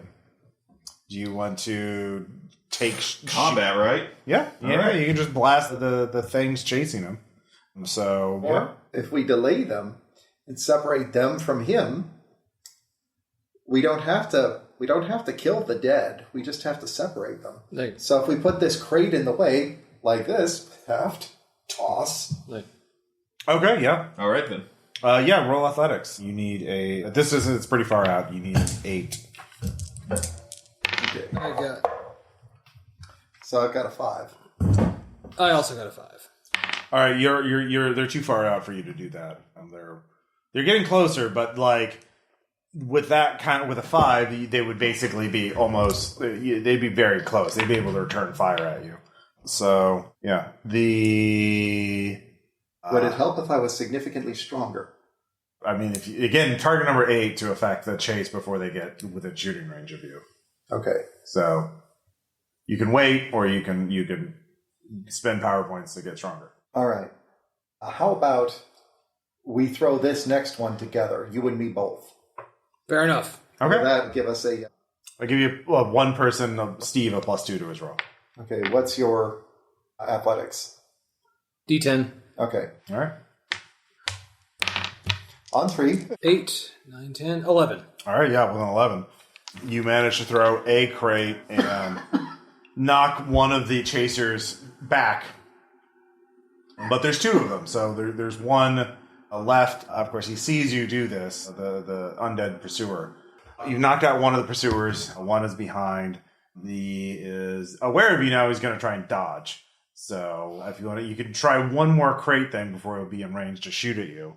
Yeah, let's do distance one more time. Okay. Yeah. On 3, we huck. On 3, we huck. Yeah. It's 2. 3. 3. Oh, 9, 10, 11, 12. Okay. Yeah, with 12, you're able to... Oh, wait, he does get a dodge check. I just said he got a dodge check. Nah. So he would have to get... Well, Yikes. only a 10. Close, but not close enough. So... Can you blow a Benny to try again? No, we succeeded. No, we did... Oh, he succeeded. Sorry. Okay. The bad guy was trying to check. The pursuer... I thought he rolled a 9 and he rolled a 10. That would beat him. Nope, Sorry. that's a reverse. No, he got a bonus because 44 is helpful. Gotcha. Yeah. So the young man in the uniform, there's a weird triangle logo on its side, on his shoulder. He's like, what? Who are you? Meta utilitarians? Who are you? Oh no, this is a level 2 excursion, dimensional ramification probability realignment. Did anyone catch any of that? Not a word. Oh, sorry. What do you last remember? Well, we came through a portal and we're trying to access that. Oh no, you're nihilistic entropy enforcers. Oh, for the love of... Take helmet off. Yeah. Oh, yeah. Hi, I'm human. Okay. I come from a place called Earth. Yeah, of course. Oh, wait. What about that guy? Like, I'm from Earth too. You can't be from Earth. Like, hatched and bred. What do you mean hatched and bred? Earth is for... Oh, you're from a parallel timeline. That's it, yeah. Probably, yeah. So we're trying So don't worry, civilian citizens. You are safe now. I am a member of the Triangle Agency, a secret but necessary agency working within the United States government to protect you from the things that you aren't supposed to be aware of. And we take about 10% of the... What color is this triangle? Is it green? Yeah, maybe. Yeah, it's also black and white. So we'll have to take you to our operating camp. We've been fighting for the last couple of months from the intrusion. intrusion. This ought to be a Is laugh. there a robot that's leading the intrusion? Well, I'm not classified to tell you that. You're civilians. So all of you can roll academics, actually. We're not civilians. I'm a captain. Roll what? Academics. I don't have that. I've got a 4. So I'll just roll just the basic D6. Yeah. Plus your wild die. No, I have no. You would roll D4, but you'd have a -2 if you do it untrained.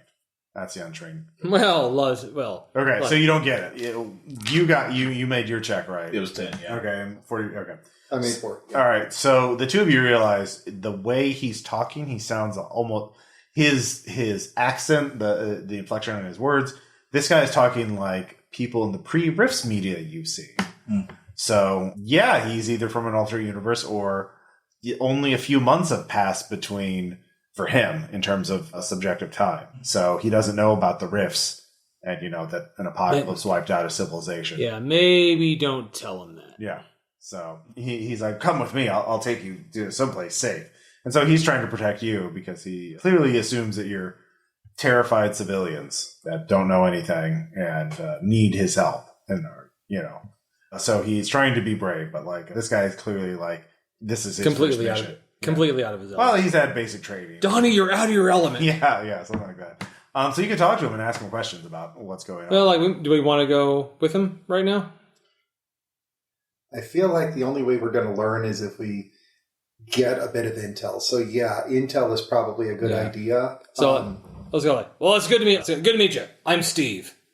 Hi, Steve. So you three know each other? For years. We're actually part of the same unit in the Tomorrow Legion. So he takes out a little device and starts scanning you all with it. Interesting readings. Are they? Yeah, they are. Awesome. You wouldn't understand. Probably not. But as you're going, you start island hopping. Just hopping. It's just like platforming. Everybody loves platforming challenges in games. But as you're traveling there, you can see one of the geometric islands where, just perfectly rectangular or, lots of right angles, concrete. It looks like concrete. But there's a big center space and you hear snoring. And it's very familiar snoring coming from this island. It is 19, the lazy one, the 100-arm guy. He's somewhere on that island.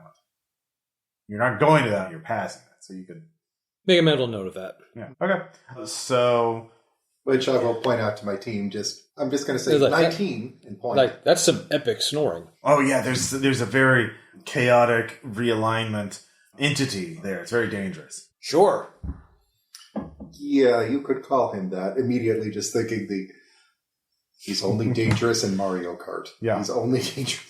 So you come to one of the other islands, and you can see that there's dozens of these people. They've set up a little base operating camp, and they have guards and scientists, and they're all sort of operating. They have some tents set up and some little prefab structures, but other than that, they're just kind of floating out in the void. And yeah, what's this guy's name? The guy you rescued, Bobby.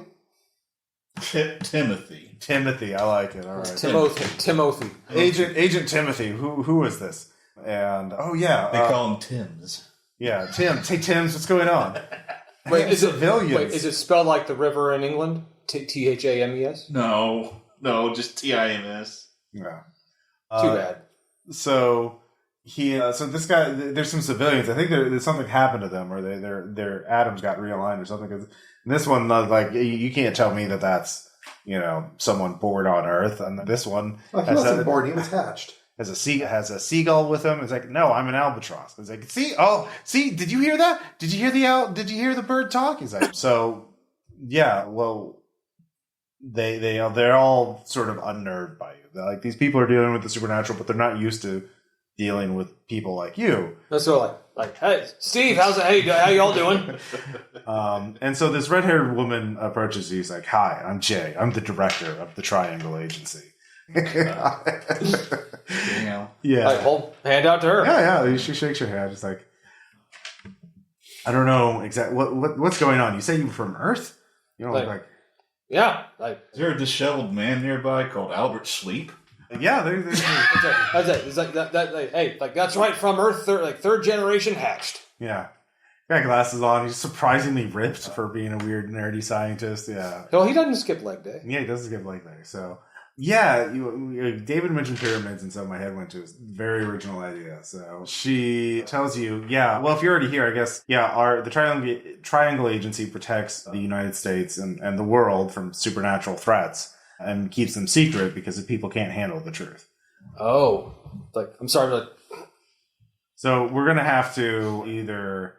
Before I can tell you any more, we either have to, if you don't want, you either have to be, I can sort of deputize you as agents and give you security clearance, or you can go be sequestered, and we have some housing. She points to some like prefab housing, and we'll have to hold you here until we can bring you back to Earth and have you sign some forms, non-disclosure agreements. So how about you just temporarily deputize us and we will help out? We're actually pretty solid. We're members of a group called the Tomorrow Legion. Is that like a street gang? No, we're a group that protects people. Is that a band?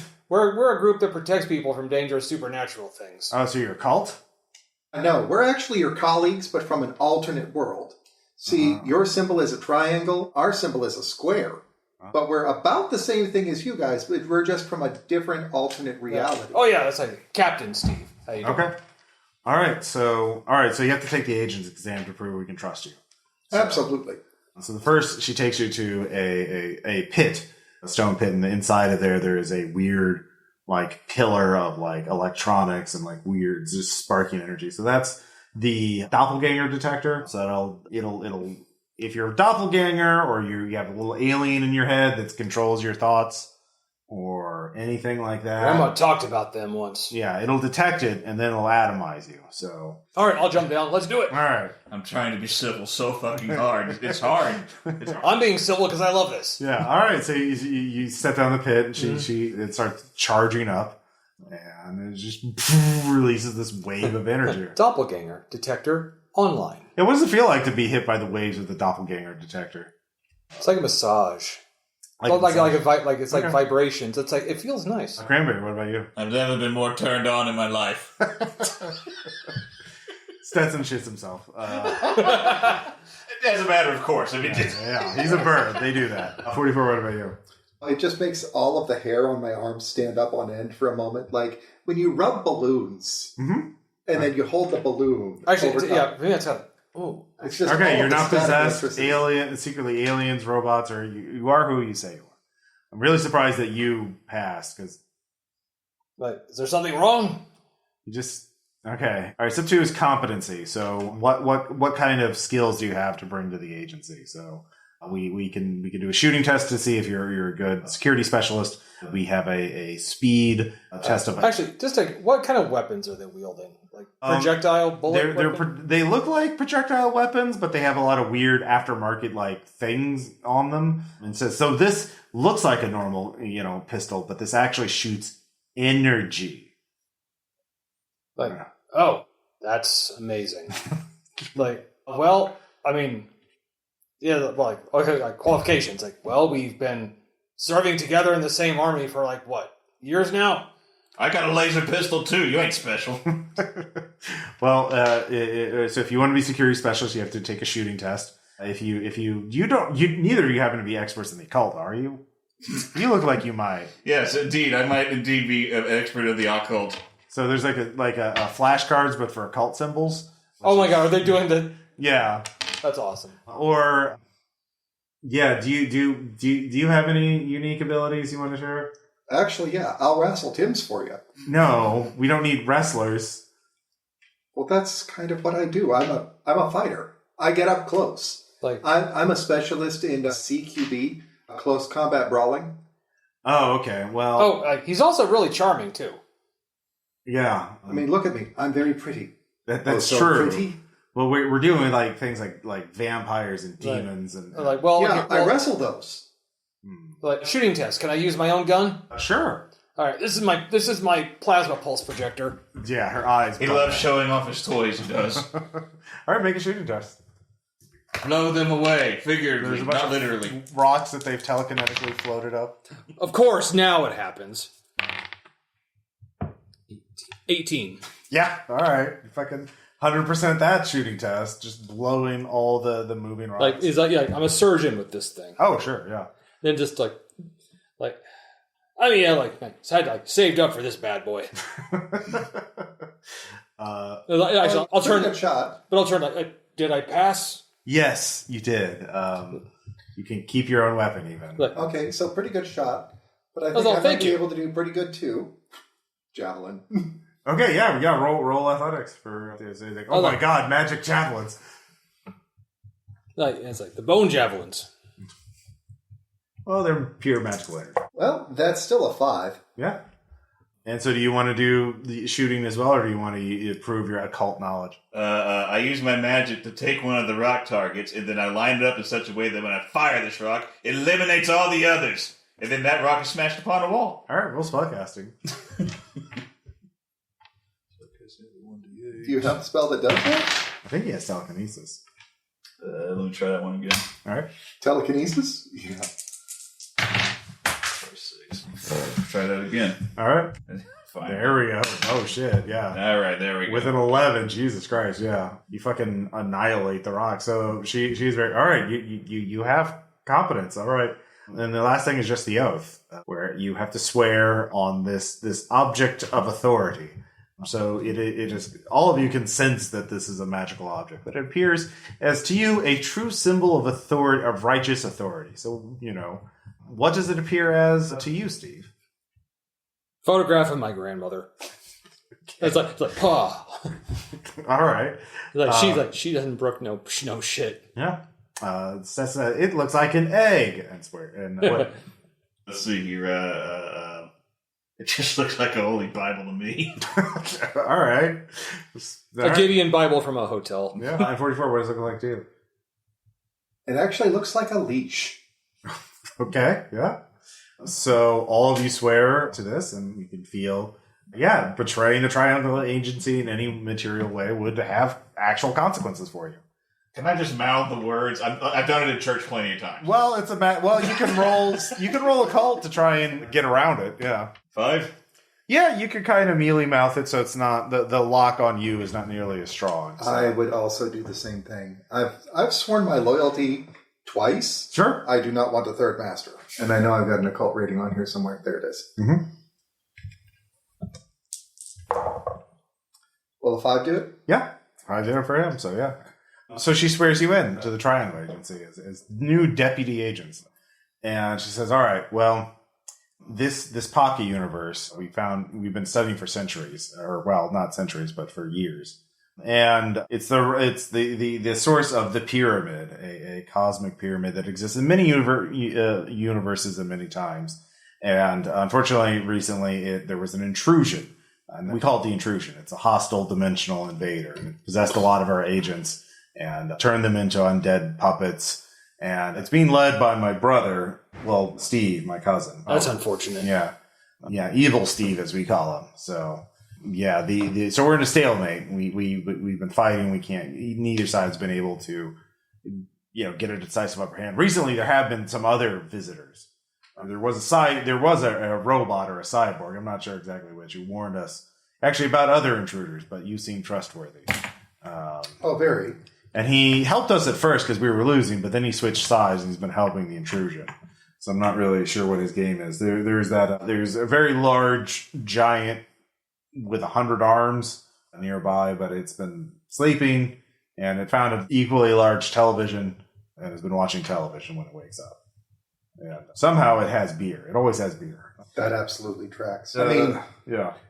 That doesn't sound like anybody that I know at all. We've had reports of a floating eyeball that's been very fast and somewhere around, but we're not sure. There's also a giant, a very red, angry man who has been very frustrated, has been blowing up boulders by punching them. So yeah, we're sort of trying to protect the world from being destroyed by this intrusion. And why don't we see if we can find those intruders? Okay. Because we are very, very capable members of the Tomorrow Legion, and now the Triangle Agency. Why don't we show you what we can do? Mm-hmm. All right, great. So, You want to go talk? You want to go talk to the lazy one, see if maybe he'll help? well, why don't we see if we can vanquish this lazy one that we know absolutely nothing about? All I right. was like, I'm sorry, are we trying to keep this from them? I mean, I'll whisper that, but are we trying to keep this secret? She's already very confused by all of you, so she just kind of like That's probably walks for away. the best. Yeah. Like, So yeah. all right, fine. All right, we'll do it your way. Like, yes, let's go vanquish the giant first. So you can get back to the lazy to number 19 pretty easily. And he is kind of like sprawled out on an equally, like, think of like a big circular boss arena with a giant couch on it and an equally giant TV and like a mini fridge nearby. And by mini fridge, you mean like a gigantic. Yeah, it'd be like an industrial freezer for you. But like, he's kind of like looking, his hands stumbling around looking for a remote that's near his hand. So he's on the cusp of waking up. So, Like, how well do you know this one? He's my brother. They're all like my siblings. So, do you want to take the lead here, or... Yeah, I got this. 19! 44. He starts funneling the beer and just pulls out a giant beer. Oh, God, yeah, I need that. See, it's a coffee stout. It's got caffeine. I can wake up now. Flips on the TV. What show is Cranberry? The very first episode of World's Stupidest Criminal. That's a trip back in time. There we go. That's a good one. All right. He gets excited. Oh, the marathon started again. Yeah. Yeah. I'm going to order pizza later. Like, Well, you could. they're like, they have delivery here? They have delivery here? Yeah. Why wouldn't they? How silly of me. I'm sorry. Yeah. Pizza Wizard has locations everywhere. Yeah. By the way, have you Pizza heard about Wizard. the Pizza Wizard, man? Oh, yeah. That's where I ordered from. Yeah, that's pretty good. I got some There's no other place you should order from. Well, Pizza Cleric's not bad, but, you know. There was that scandal a while back. Yeah. That's bullshit. Anyway, what's up, bro? Well, it's almost that time, right? Oh, yeah. Jeez. So we're going to either find a way to make it happen or make it not. Uh-huh. And that's the question. Are you going to make it happen or are you going to not? Well, I was actually doing things to clear out the pyramid and hook up the power, the conduit cables and everything.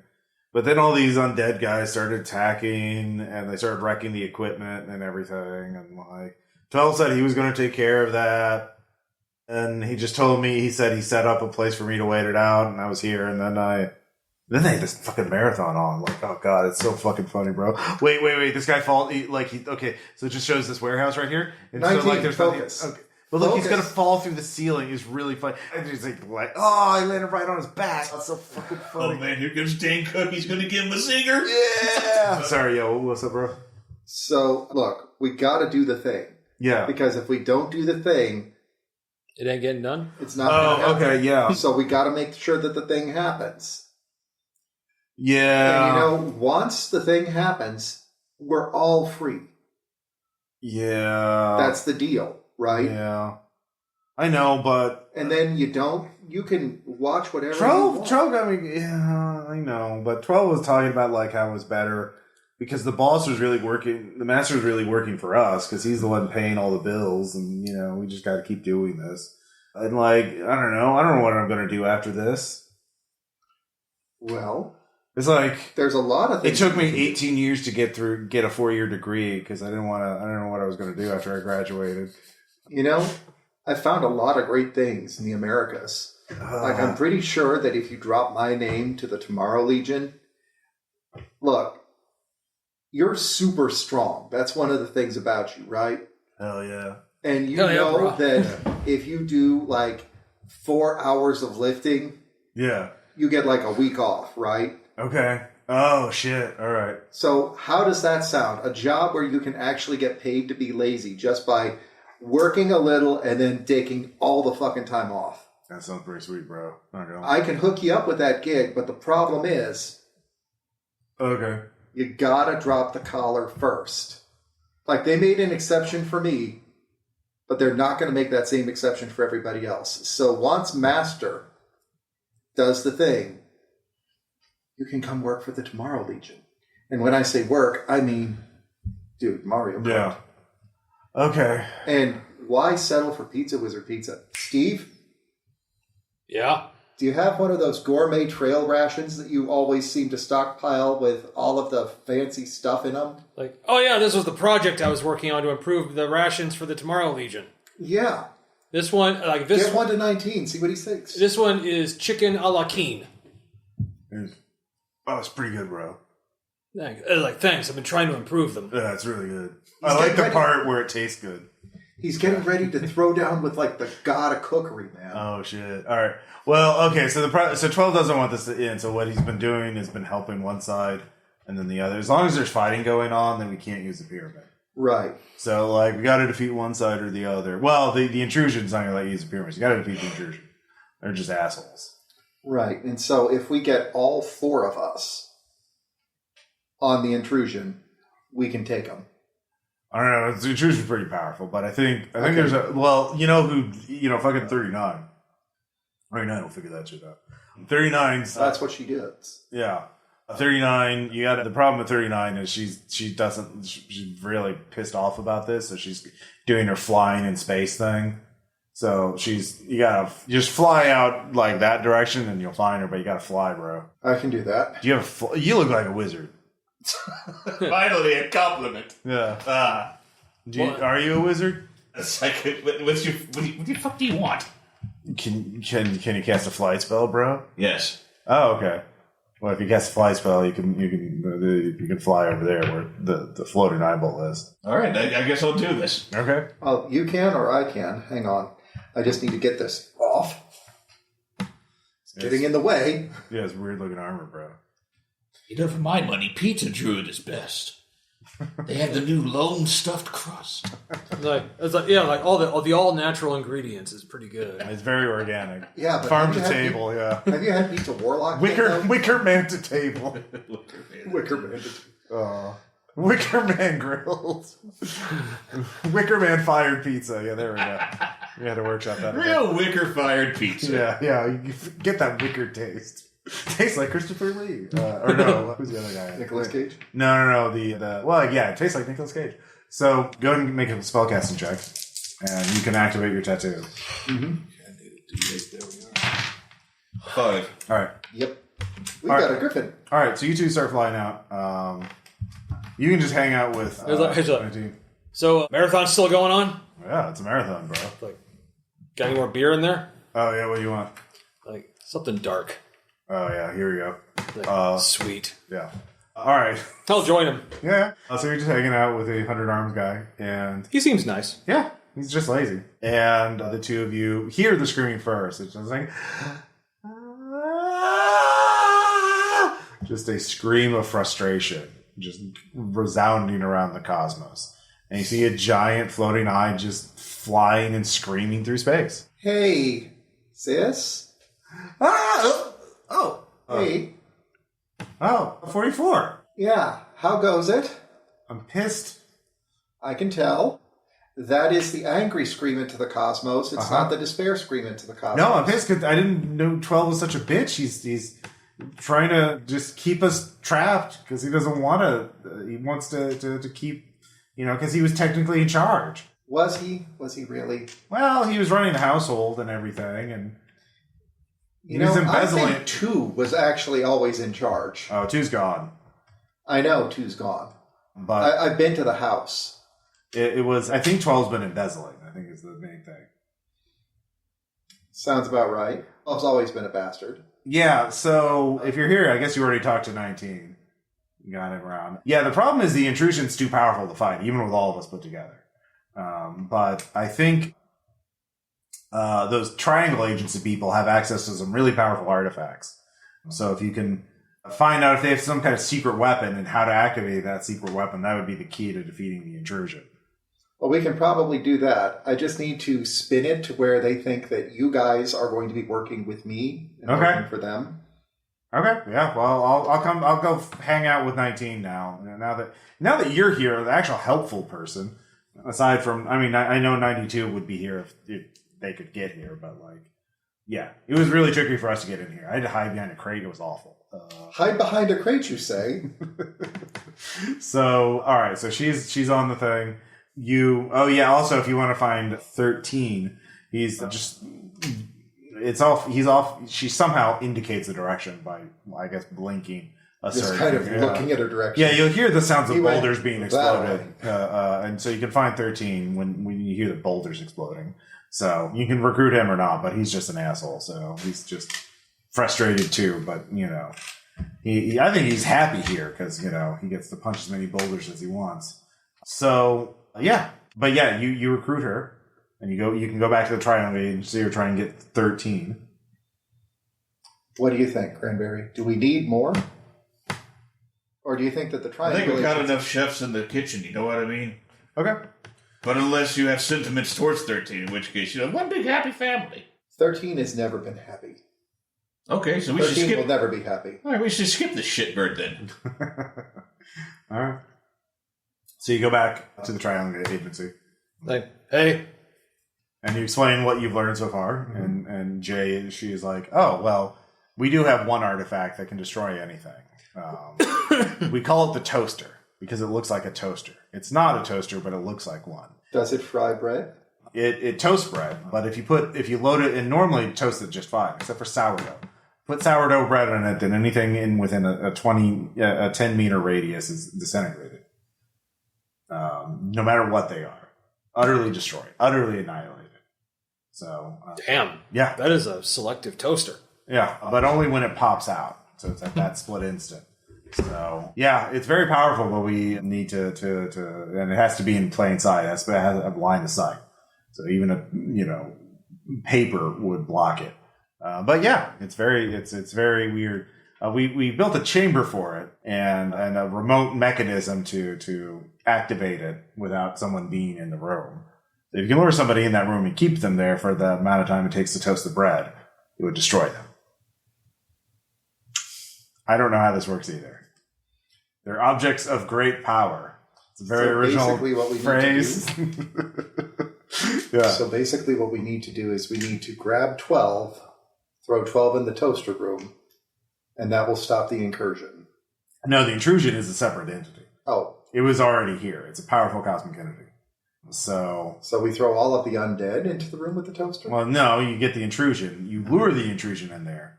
So that's you talk it out a bit and you realize you can lure the intrusion in there, whatever that is, or its avatar, which is Evil Steve. You can destroy Evil Steve and all the undead will crumble. So you need to lure Evil Steve in there.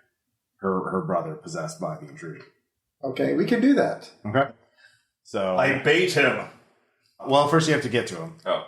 So she tells you basically, you go through these islands. She shows you a map of all these floating islands. She shows you, there's lots of undead around, so you'll have to get his attention somehow. And then lure him to this room and get him to stay in it long enough for the bread to toast. All right. And so you can get to the area. Yeah, all of you can roll notice. 3. All right. 5. So the problem with floating islands in space is that you can still fly under them, and even though the gravity is all consistent, you have flight. You can fly, past the guards and get pretty close to them pretty quickly. The trick is he's got a legion of undead dudes. So what would lure him to a particular room? So you can, since you can fly, you can get to him without having to fight through his army of undead goons. Well, that's what the notice check lets you figure out. And what is irresistible to your sibling? What can they not have? Well, I guess. Like a way to destroy me, since I'm the leader of the Triangle Agency. Excellent. I disguise myself as this person and then lure the evil Stephen into the chamber with the sourdough bread. But how will you get out before? I'm going to shrink as he comes running at me. He's going to step over me, run right into the chamber. We slam the door shut and say, "You're right. Until you're nice, you don't come out." Okay. All right. So you probably want to save your power. If you cast all those spells at once, you're not going to have enough. So you're probably better if you're riding on your griffin. So, okay. Yeah, and then you can be nearby to provide fire support, I suppose, Steve. Yeah. So first, give me is there a piloting skill or a riding skill? There's a piloting skill. For the sake of the griffin, yeah. Since it's part of me, not really. It's okay. just... All right, roll athletics then. It's magic. Roll athletics to... We got a 6. Okay. Actually, that's an 8 because... Well, you get to roll again because that's a big Exploder rating die. We want the final number. Bigger numbers better. Bigger number's better. 12, 14, 16. All right, so yeah. Also, like, can I roll battle maybe to figure out exactly how long it takes to Toast the bread. toast the bread? Yeah, go and roll. Wouldn't cooking be for it's food. Or cooking. Yeah, It's food, yeah. yeah, it's cooking. Combat. Oh my god, I'm using my cooking skills in combat. You are. You get it. Oh yeah, exasperated. You got an exploding die. I like that. 14. So yeah, No, I'm getting it with this. it's 94 seconds. Like 94.3 seconds. Yeah. Okay. Yeah. So It's like sourdough of that thickness. yeah. 93.2 seconds. All right. So you have to keep them in there for that period. So Actually, I just got like a watch. I'll just set that time for when we start it. Also with your knowledge though, you realize this room, if he's that powerful, it's a fortified reinforced room with a reinforced door, right? But like that's not going to hold him for 94 seconds. No, we have to start it before he gets in here. Yeah. If you start it before he gets in, Yeah. then it just turns into a case of can we time it well enough? So you're going to be the one to pull the button or pull the. They have a remote control lever thing. So I'll have how that- fast can you shrink and dodge? it's one action. So yeah. It's that fast. Yeah. Like 6 seconds. Like you have to cast a spell. So actually, you didn't give me a spellcasting check. When? Now to like figure out something. 6. Okay. So yeah, you realize you can speed it up a little bit. So you give yourself +1 on your roll to escape the room. Let's figure out a couple of shortcuts. So If we figure that the room can hold for 40 seconds, we will pop it so that there are... it can't hold for 40 seconds. It can hold like maybe 5 seconds. No, we're going to have to start this sometime before he gets in. Yeah, you basically the Triangle Agency will have spotters and cameras and stuff like that. So you'll see where they're coming.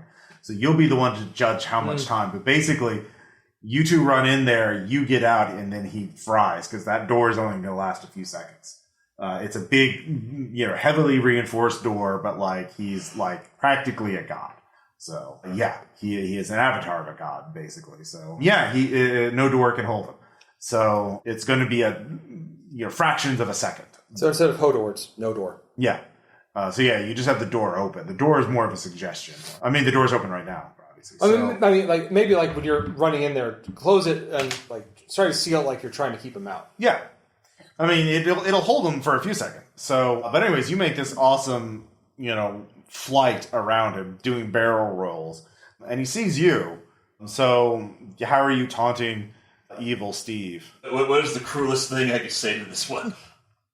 You were always Jay gives you one-liners like "Mom always loved me best," Yes, I say that. and that pisses him off. So, roll persuade to see how effectively you can sell that. 5. All right, yeah, you sell it. He starts chasing. He's flying after you. Hordes of undead goons are firing after you, but with your incredible roll, you're going the distance. So you're going for speed. So Steve, Yes. you want to make a really good notice or battle check to time this perfectly. It'll be battle. Okay. And my battle is, I raised it to D8. All right. Sorry. 7. 7. All right. You got it. You think you got it. You're pretty confident you got it. So you're going in there. You're going in there, and now basically the momentum of it is that you jump off the griffin and just run or power slide into the room, and then you kind of have to bounce back, shrink. So while you're power sliding, you have to cast the spell. So Yeah, I'm going to aim it just right. All right. So, all right, just so you know, Griffin is going to go away in 3, 2, dissipate. the forward momentum's carrying. So give me a spellcasting check. Okay. 4. 4. All right, you cast the spell, but now he is running in as you were shrinking. You'll have to give me one athletics check to get out of his way, or to get it fast, get out there fast enough. 4. 4. All right, he will. Let's see here. A name. Well, he fucking failed his roll, so. Yeah, the door slams shut. Yeah, your plan works. I don't see a problem with it. The toast pops up. There's a flash of light, and evil Steve is disintegrated. The undead goons I go, yes! vaporize or crumble into dust almost instantly. What happens to the actual sourdough toast, though? Oh, it's still there. Yeah, it's still there. Yeah, that's what's funny and frightening about it. Yeah. Take it out, just... It smells like good. Yeah. I was like, that's some good Oblivion toast. Yeah. It's very good Oblivion toast. So, tastes You want some? That's okay. I don't know the provenance of this bread. The bread, its providence is it's. Oh, Stetson grabs a piece. There you go. I was like, what do you think? Like bread? Yeah, tastes like bread. Awesome. Yeah, on bird, our taste buds are very different. That's unfortunate. Why? I don't know. Yeah, It just seems that way. yeah, that's a bit. Maybe question. Sorry, on the nose. Yeah, I apologize. I don't have a nose. I have a beak. You're just stepping in it. Yeah, You need to shut the fuck up.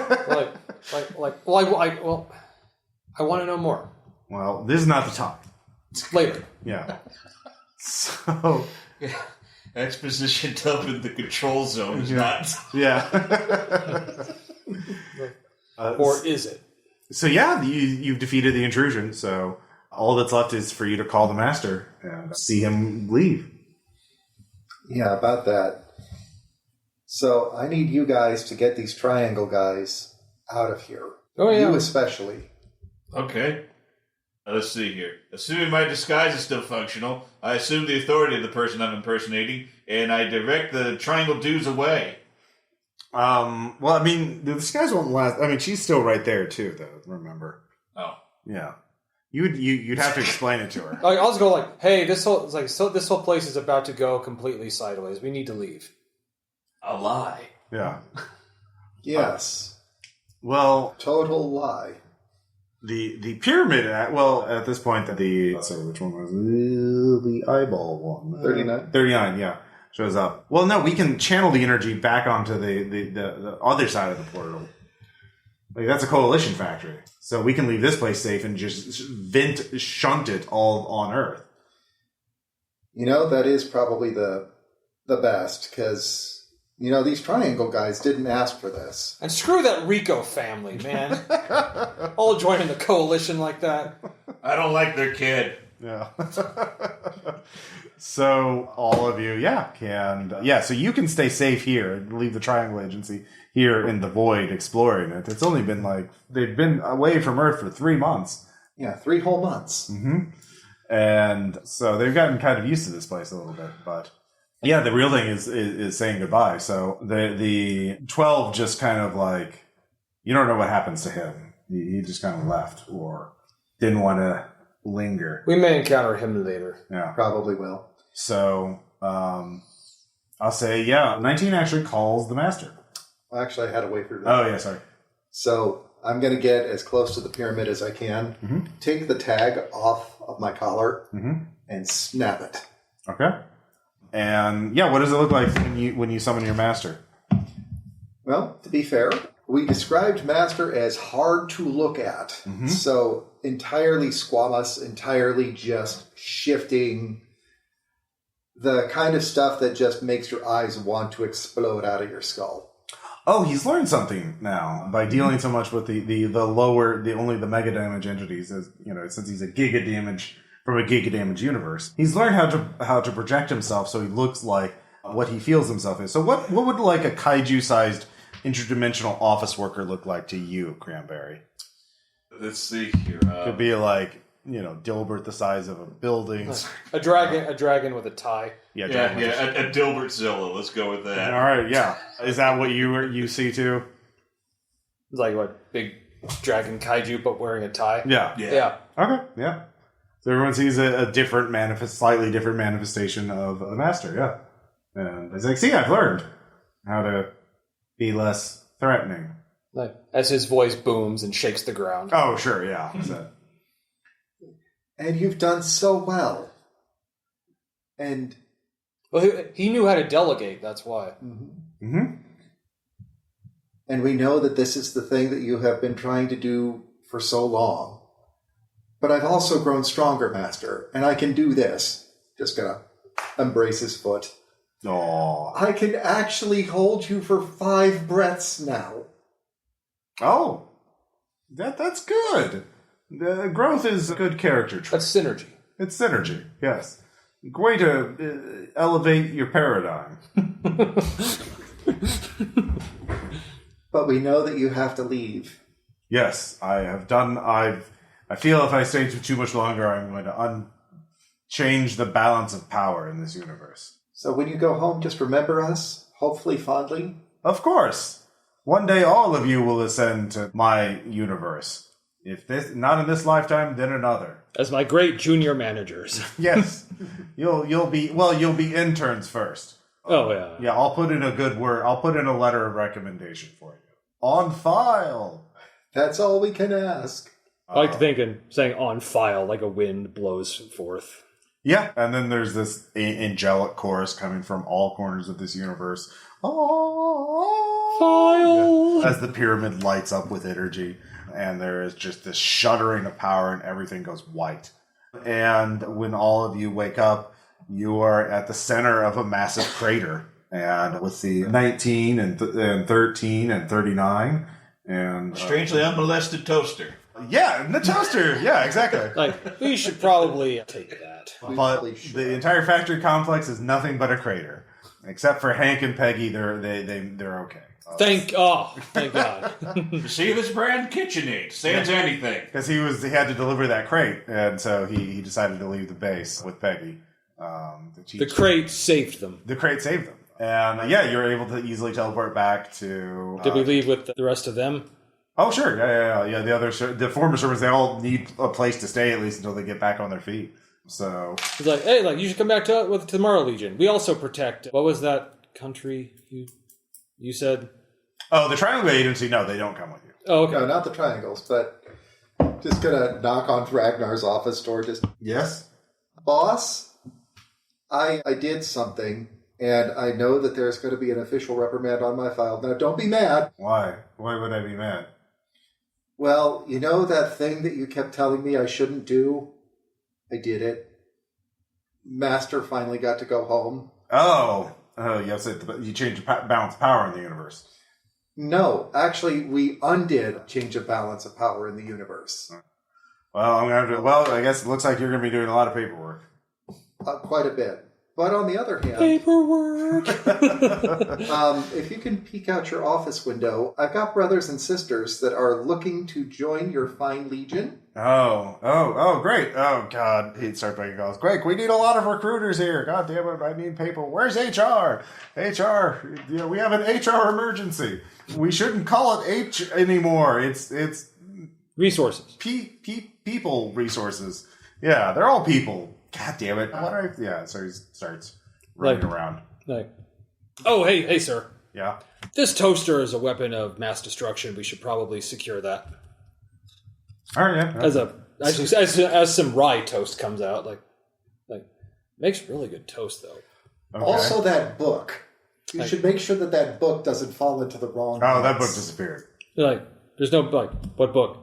There was never a book. Right. But yeah, if you put sourdough in here, it's basically a small weapon of mass destruction. Okay. I should know. I saw it happen. Okay. Also, about the Fargo Coalition base. Oh, who cares about that? Shit's gone. Yeah, I'm just getting an emergency meeting. Apparently, something's happened at the Coalition Fargo facility. Yeah, you don't have to worry about that. Okay. So cut to Info Pro's like, what do you mean the Richard Nixon 2 is destroyed? It wasn't even launched yet. God damn it, I was going to destroy the Tomorrow Legion with that thing. Yeah. I swear to you, it's one. If it's not one thing, it's another. Hank, Bring me a Diet Coke. Hank reels in a Oh, crate God, and be like, where? Sorry, Ross. I'm not imagining Emperor Prosek as like Les Grossman. Oh, yeah. So, yeah, that's it. Yay, 44 finished side quest. He did it! Yay, you're a free warrior now. Also, 19 seems like a chill dude. Yep. Well, they actually all are. So, the full story of the Master was what happens if you have a perfectly ordinary dude from a giga-damage world that gets pulled into Rift's Earth. So, based on the April Fool's Day Rifter from way, way back when, they said, there's mega damage, which is 1,000 points of SDC, but then there's also giga damage, which is 1,000 points of MDC per. So I said, what happens if you drop something that's from a giga-damage world into an SDC village? And so he just Godzilla'd his way through it. And went, oh, shit. This world is made of spun sugar. And so the reason he ended up in Atlantis is because what happens if you just got like an office worker who just happens to be super, super mega dense? And so, yeah. Yeah, no, I like it. I recently saw comics like, hey, I was just hanging out and I saw this 2-dimensional being walking around, so I just grabbed it and flipped it around into 3 dimensions. And that's really funny. And then like, oh no, and then a 4th dimensional being appears and starts flipping. Oh god, so basically same principle. But yeah, that ends this episode. Questions, comments, suggestions? We are a good had team. fun. Yay! It's good to play Steve again. Yeah, so we'll see what happens with the Legion next time. So thank you all for playing. Thank you all for listening. We'll talk to you later. We love you. Bye. Bye.